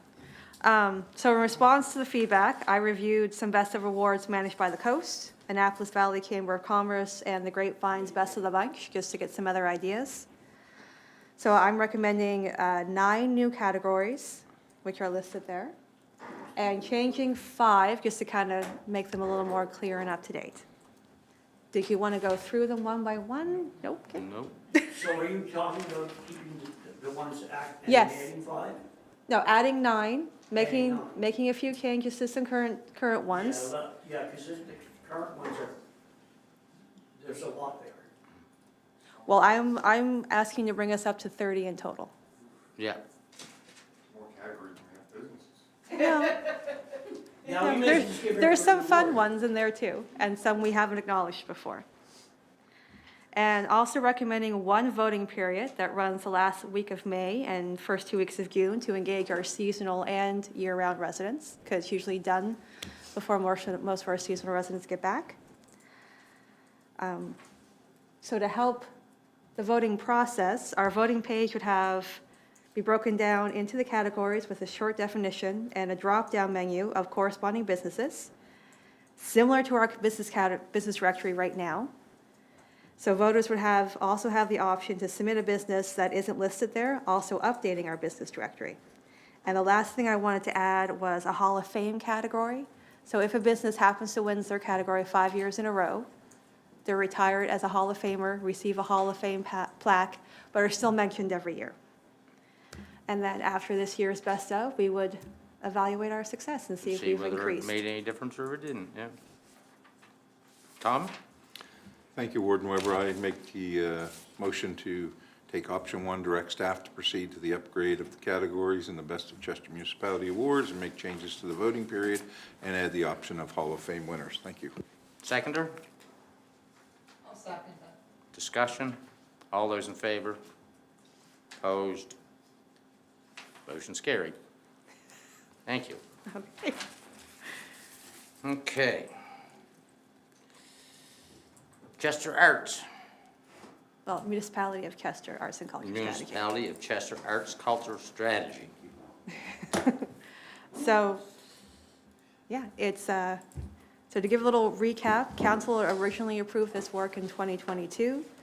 ASBB Consulting was the successful winner in 2023 for their proposal. Over the last year, myself and our consultants, with the support and guidance of our fantastic steering committee, have worked to draft the arts and culture strategy for our municipality. We engaged with our community through an online survey, a series of in-person and virtual engagement sessions, interviewed local artists, municipal and provincial art organizations, relevant municipal staff, and the members of our steering committee.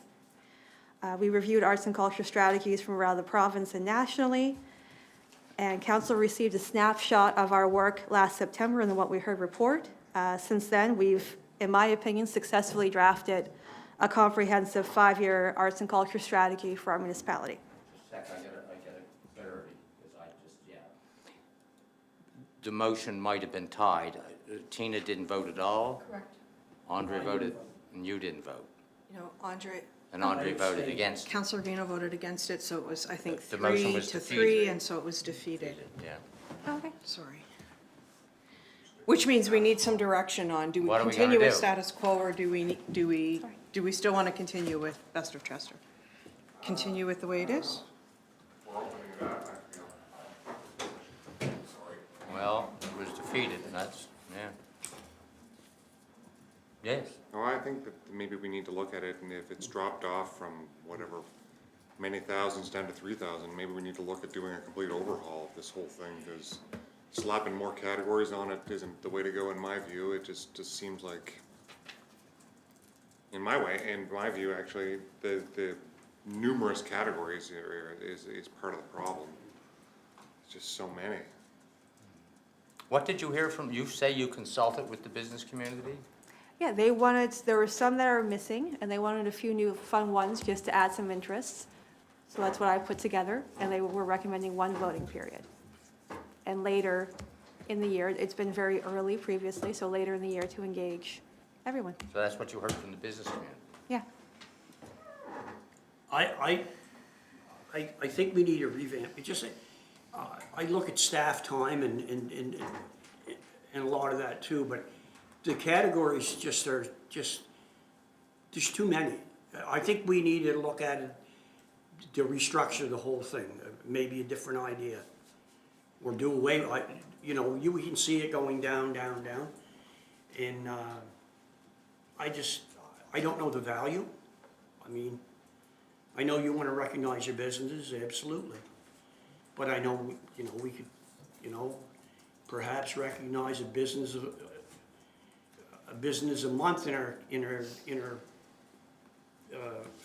not our flyer, but our newsletter. How are we Something to gonna that determine effect, which one? every month, to recognize 5 businesses or whatever. Tina, you had whatever. Thank you. So part of the reason why I didn't vote, which is counted as a no, of course, was that I'm along the same lines of Deputy Warden Asif. If you pay attention to feedback from councillors and sharing on social media and so on, and it's not the staff, it's a program. I've been indifferent since the first year in terms of this program, and it's the entire program, I guess, not just the number of categories, but it's, no, I don't believe in the Best of Chester Municipality Awards and the messaging from the votes. It's not staff at all, no. So that's why I didn't vote. I'm indifferent, and I just didn't want to speak, I'm more in the negative than the positive, not indifferent, but I just didn't want to say that. But I've not been in favor of the Best of Chester Municipality Award since year 1. And I like the idea that you have, Abdallah, around highlighting, because we did do that, and we still are doing that on occasion in our quarterly newsletters. Business Spotlight, I think, but maybe, and we have done that, and maybe we continue to do more of that, and we do more than one a month. Maybe it's 2, I don't know. We have not a full page, but we have a half a page on each. I don't know, but that is something I could get behind versus the Best of Chester Municipality Awards. Thank you. Della? Just to add on, and just thinking about, perhaps anybody that's received the first prize or the plaque over the last 5 years, to put a cap on the program, I guess, is to give them a Hall of Fame plaque to those 5 businesses those businesses that had 5 years as the best of. I mean, just an idea. I don't know what you think about that, but Even still, anyway. Andre? I guess, again, I feel like the whole thing needs to maybe go back to the drawing board and come up with something. Like, there's the Lunenburg Queens Business Excellence Awards, and they do like a little bit of a gala dinner thing, and it's a bit of an event and generates a little buzz maybe. I feel like this, you get some parties that participate and they have, they vote over and over and over for themselves or get their friends to, and then they get a little certificate handed to them and they, I don't know, tag it up on the wall or whatever. I don't know, it just seems like there's gotta be a better way to recognize our businesses that would be more engaging than this process. It seems like there's some real flaws in it, and I'd like to see something, maybe just brainstorm some new ideas, frankly. We used to invite them all to a special event and give them out then, but then people were too busy to come, so, you know. Yeah. Well, I guess if you want to go back and rethink another way of, So our two questions. Are we doing Best of Chester this year as it has been? And then me coming up with trying more to come ideas? up with a new plan for the Or following do year. you want to cap it all together and then just have me come up with some new ideas? Well, can you come up with new ideas quick enough for us to still do it this year? I can try. Yeah, Yeah. Okay, we'll go away and try. okay. Okay. That's all I can tell you. That seems to be, well, whatever. Yeah. No problem. Okay. So now we're on to the arts and culture. Sorry. No worries, that's fine. Do you want me to start over again? No. Or pick, okay. All right, so I left off with that we have successfully drafted a comprehensive 5-year strategy for our municipality. So the strategy includes the many reasons for supporting our arts and culture sector and cultural economy, you know, economic, cultural, and community, successful case studies, the results of our community engagement, the role our municipality will play, and how we will evaluate success. So the vision is our municipality will be a vibrant arts hub with a solid foundation that fosters community connections, celebrates diversity, and supports artists and creatives drawn to its quiet, natural landscape, nurturing a growing cultural economy. And our mission is to cultivate a thriving, inclusive arts ecosystem that enhances community engagement and well-being through creative expression, recognizing the economic potential and social benefits of the arts and culture sector. Over the next 5 years, our municipality will focus on building a strong and stable foundation so it can thrive, adapt, and have long-term sustainability.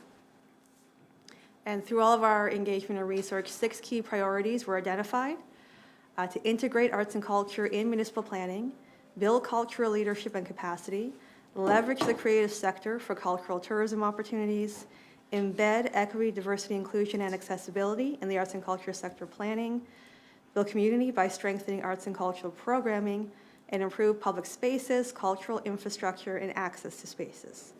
So these objectives are further broken down into objectives and action items over a 3-phase plan over the 5 years, and it has roles for our municipality as well as community partners. And updates, I'm planning to share updates on the work through all of our communication channels and continue engagement through our Engage Chester website. There's currently no financial impacts. We'll bring budget requests as needed for projects and things. Yeah. And the strategy has been reviewed by all relevant staff, the EDI committee, the steering committee, and they all recommend for approval. Sounds good to me. Any Tom. questions, anything? Thank you, Warden Weber. Thank you, Warden Weber. First of all, thank you for this report. It's very detailed, and this is a huge part of our municipality. This is not just Chester, this is the municipality. And I want to make sure that everyone understands that, because there's a lot of items that believe that it's just Chester. That's not the way I want it to work, and that's not the way I think anybody around this table wants it to work. It's the municipality. And therefore, I definitely will make the motion that the council approve the complete arts and cultural strategy for the municipality and direct staff to begin the implementation of the strategy. Thank you. Do we have a seconder? Moved and seconded by Councillor Reno. Discussion? I'll just say that I'm really pleased to see that this has finally come to fruition. It took almost more than 10 years since it was identified as a key sector in our 2014 economic development strategy for us to finally move on it, and I'm glad to see it's finally going, and that not only will it improve the quality of life for our residents, but it actually will probably, hopefully, if it's executed properly, it'll actually create an economic benefit. So yes, I'm looking forward to see where this all goes. Further discussion? All those in favor? Opposed, motion's carried. You did better on this one, and it was 100 pages long. No problem. Thank you. Okay, district grants. Forget what date's on. Oh, yeah. So I'm going to declare conflict on the first consideration. Okay. Yeah, so there are two district grant applications before council today. Oh, the nature of the conflict, Tina? Heavily involved, proud member of the community group. Okay. Thanks to the problem. Yeah, so there are two applications that have come in for council's review. So one from the New Ross Regional Development Society for $3,000, and that's related to some of the events and the upkeep of the bandstand that they do. And the second one is from the New Ross Legion, and they have some improvements to their parking lot they're looking to undertake, and so they've requested $1,500 for that one. So we're looking for council approval and review of those. Second. Moved and seconded, they be approved. Discussion, all those in favor? Opposed, motion's carried. And just a final reminder that we do have 2 council meetings left for this Yes, fiscal we gotta year. get- And yep. I do know there's at least 4 or 5 in the hopper right now for your next meeting, so. Yeah, we got the one from the basketball people this morning Yes. early. I was talking to them at 7 o'clock, I think. Okay. Oh, yes, we had some added items. We should just note that Councillor Connors is returning. Councilor Connors is returning to the table. Okay. Road conditions. Oh, sorry. Thank you, Warden Weber. I think it's very vital that I take a few minutes and speak on the conditions we've experienced the last 7 days and will experience again. I want to thank those that were good Samaritans to help neighbors and friends in all kinds of locations, as well as the patience for many people that reached out to me with their frustration, and I understand that. And I think I could speak for all of us around the table. Frustrations, when they're valid, are very important, and to be reached is very thankful to me that you reach out to me. As in the system, I play my part. I made many phone calls to the appropriate agencies and to our own staff through the CAO. Thank you, CAO, for working with me and others, I'm sure, on trying to address the need for sand, where could be appropriate salt, and I know there are challenges environmentally. It may have been the perfect storm of many situations after reaching out, and I want to thank our MLA, who definitely was working on our behalf also, because I reached out there and did everything I could. I encourage everyone, when it comes to roads in the province or in our district, to call the 1-800 number to the call center and get a file number or a ticket number, or you can email them, and all those websites are available and the appropriate contact information. For sidewalks in the village and most of the areas, I'm sure it's the municipality's understanding that it was not acceptable the way it went, but it also was the weather condition, and we are going to try to improve that. We've all been in discussions and further follow-up. Lessons will be learned, I'm sure, and I hope we do learn lessons from this, because I'm sure this will not be our last weather event and period of time frame that we have those kind of conditions. It was treacherous. Walking, even in driveways, we all know that. We dealt with it ourselves. So again, I want to thank those that reached out to myself and others, and I want to also say the municipality is aware, and we are working on to keep conditions as best we can and improve as fast as we can, because timing is always an issue. If we miss a window of opportunity, then we do have results that add to the confusion and the property. So again, I appreciate, and I thought it was worthy of this public address to make sure that, we take criticism for many things, and I do appreciate the patience of both staff and other colleagues and the community. Thank you. Yeah. No, I think we all got lots of complaints, and for good reason, and some of which were well outside of our jurisdiction and all that kind of stuff. But I think that it's worth having staff take a look at our sidewalk situation and what the challenges were, and if there's any kind of if there are any options available to us that may make it better. Yes. Am I live? Okay. It's not clear to me, because it's been a long time since we talked about the exact nature of the contract for our sidewalks. Is it a requirement to just clear them after after the event, or is it to maintain, because we had a lot of like melting, refreezing, like a lot of change in condition, and some sidewalks, you know, didn't fare that well. I'm a sidewalk user, so I think with the increased number of sidewalks that we have now and that we're continuing to build, we should probably come back as staff and have a discussion session with council around our standards for it and sort of the challenges that we've seen, and if there's ways we can address those. Or I know we also talked about the clearing around the curbs down in the T of the village. So we probably should bring that back and have those larger discussions. And then you might want to also have, the other thing we heard about was salt versus sand in the village. And so it's been a while since we had that discussion, and I know our two new councillors in particular would not have been part of those discussions. So it might be good to come back and just review that and make sure that we're still taking the appropriate actions on municipal roads in particular, and then as well as the provincial roads. yeah, I mean, the sidewalks are clearly inside of our Yes. mandate, and, you know, I understand, also from from our contractor's side, the difficulty in maintaining those to a standard, because many of them have been built below the standard that sidewalks are to be built under, because of the real estate constraints that we had when sidewalks were built. So sometimes there's no place to put the snow, or there's inadequate drainage or whatever. So, yeah, I'd welcome some sort of discussion on opening that up and seeing what could be done realistically. Yeah, and just before you start, we have a meeting with Department of Highways on March the 10th, so we can also bring it up there. Yeah, I just, to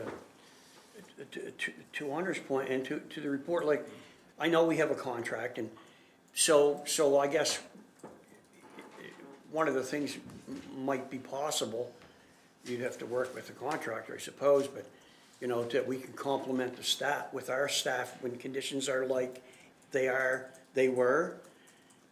I don't know if our staff were on the sidewalks at all.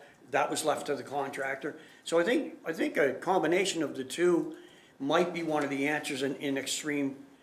And you know me, I've been harping for years, I want a bigger public works staff here. But I think that I don't know how that would work with the contractor. Yeah, I think that's why I'm suggesting we bring back a staff, That's one or of to those have a things that larger we could discussion, yeah. Maybe perhaps. We had these challenges, and Yeah, here's thank how we you. possibly can address it, yeah. Okay, meeting agenda deadlines. I think that was you, Tina? Yes, thank you. Yeah. Yeah, so just, I hate to keep asking the same question, but I'm still not clear on meeting agenda deadlines. You know, for years it was a Thursday, 12 noon prior to the next Thursday, and that's good. And I kind of messed up 2 weeks ago when I was talking to the two groups that put forward a district council grant. So I'm very thankful that Chad and Cassette were able to work with the groups and reasonably it was a Wednesday, so I missed the deadline by a day or two in terms of getting it in the following week. So it was a week ago, a week and a day, that I was able to get those on the agenda. So is the deadline the Monday or the Tuesday prior to the following week's agenda? It's not a one simple answer. So if it's a request from a member of the public, we just implemented a new form and new requests, so that's 2 weeks prior to to speak. to the Thursday, or to the council meeting to speak. Yep. And then if it's something that requires staff review, so like a district grant would require some processing by staff, staff need to have it in to the CAO and for review on the Monday morning before the council before the Thursday, so a week and a half before the meeting. week and a half And then before the meeting. our deadline for staff to get stuff in and actually have stuff approved for the council agenda is on the Thursday. So generally, we would say a week and a half before for stuff that's coming externally. Council can request stuff be added to the agenda if it's just sort of we would like this topic. complicated. If it's not complicated, doesn't require any staff work, which Grant would, I get it. then we would ask for that on the Thursday before the meeting. So, yeah.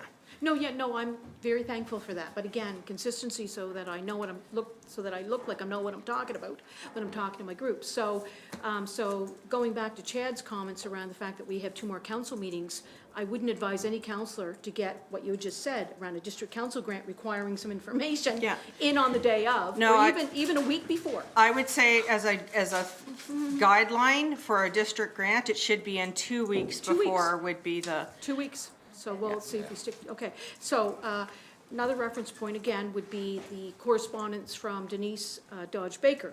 So I sent it through on Sunday after Valentine's Day, so Sunday Sunday before Valentine's Day. So I sent it through on a Sunday, and it didn't reach that council meeting on February 13th, that's fine, because I got it in to you guys on a Sunday night before the 13th, so it comes to the council meeting on the 27th. And it was a letter from from a community member, again, for just so I know, and we didn't do anything about it today, we just directed staff, right? So, just saying all that. yeah, So for generally next time. speaking, if it comes in before the Thursday before, if it's just a letter and we're just putting the letter as correspondence, it's our rule of thumb is a week before. Yep. So if it's just a letter, we do that. And if it makes it in on the Sunday or Monday, we generally don't put it in. That said, I know there was some items on there this week that were added. It's because we missed them on Friday when I was off. And one of those letters was from Ms. Naylor, and it says that was from an email dated February 24th. The actual original email came in February 16th, so we had intended to put it on the agenda. It got missed on the agenda package, Very which is good. why we added it. Very good, thank you. Thank you. And there's always emergency items that have no choice but to get added. Yeah. Okay, Cumberland County. I forget who wanted to talk about Cumberland County. Oh, yeah. Thank you. I don't know if everyone heard, but there was a tragedy in Cumberland County over the weekend where a volunteer fire department responded to a snowmobile accident, and the fire truck actually ran over the victim that they were going to help. Allegedly. Yeah, that's still before the courts and the Well- police and everything else.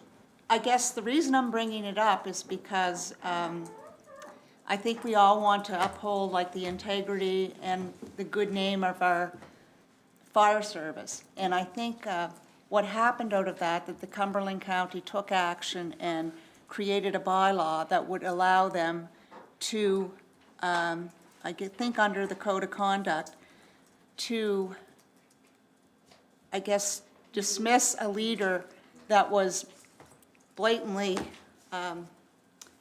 acting inappropriately. And I'm just thinking that maybe it's something that we should look at if we can. I know they're not, the volunteer fire departments are not staff of the municipality, but it's something that I think when a question on this leadership, and it was clear that this individual had prior things going on, and you can all read the statement on the Cumberland County, that the council made a long statement on the case. But I think it's one thing that we should look at, that under certain circumstances, if we had to remove a chief, that we would be able to do so if there's complete incompetency, and this is a concern that they've had a situation in the past and they couldn't do anything. And I think it's something that if we are proactive, it may never happen, and we hope that it never does. But I'm just thinking if, we are responsible for our fire service, and it's pretty hard for those within, they wouldn't want to do anything or say anything against their leader if it was such a situation. And I'm just wondering if there's anything that we can do or would want to do. Yeah, well, I don't want to comment on whether or not I would want that ability or not want that ability, but I wouldn't mind having our solicitor tell me what our options would be. Yes, okay. Yeah. I think that's where you start is do we even have the ability or the authority? Or is it this, you would think it would be the commission who would have that ability and authority, but Well, if he could just take a look Yeah. at that and then yeah. I don't know what happened, and I mean, you can, No, there's not- always both sides, and it's under investigation with the RCMP. But certainly the community were outraged, and, you know, there were serious concerns on the leadership in this particular fire service. One fire department that was involved, and Yeah, and I don't want to get involved in that because there's legal issues yes, there of course, to be but dealt I'm with. just bringing it up because I think it's something, we hope it never happens, but, you know, in today's world, you never know what's, Well, Sam can come back and Okay. give us some indication of what our options would possibly be if we wanted to get involved. Yeah. Yeah, I just like to, and I don't want to put you on the spot, Tommy, but, I mean, you've been in the fire game for a long time. Do you have any input? You don't have to give just generally, I mean, is there one, you know, is there anything you have to, I guess I'm just looking from your lens, because you've been in the fire game for so long.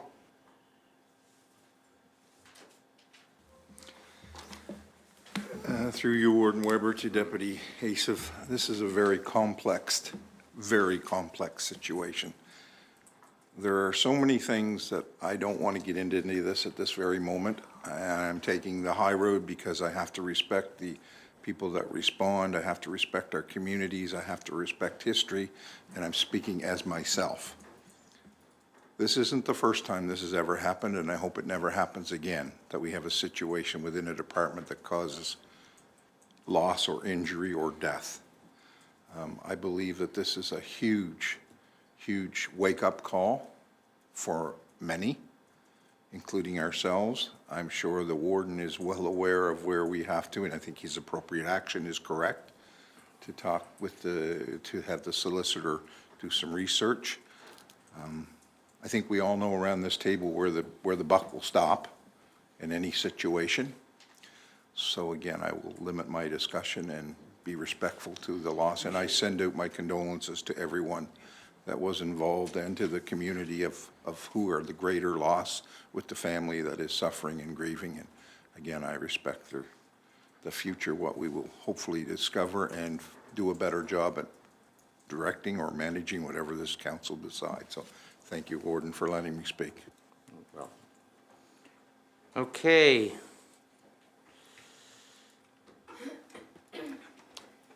That's it. We have a Where are you back here, Greg? Okay. motion to go in camera. Second. Discussion. All those in favor? Opposed? Motion is carried.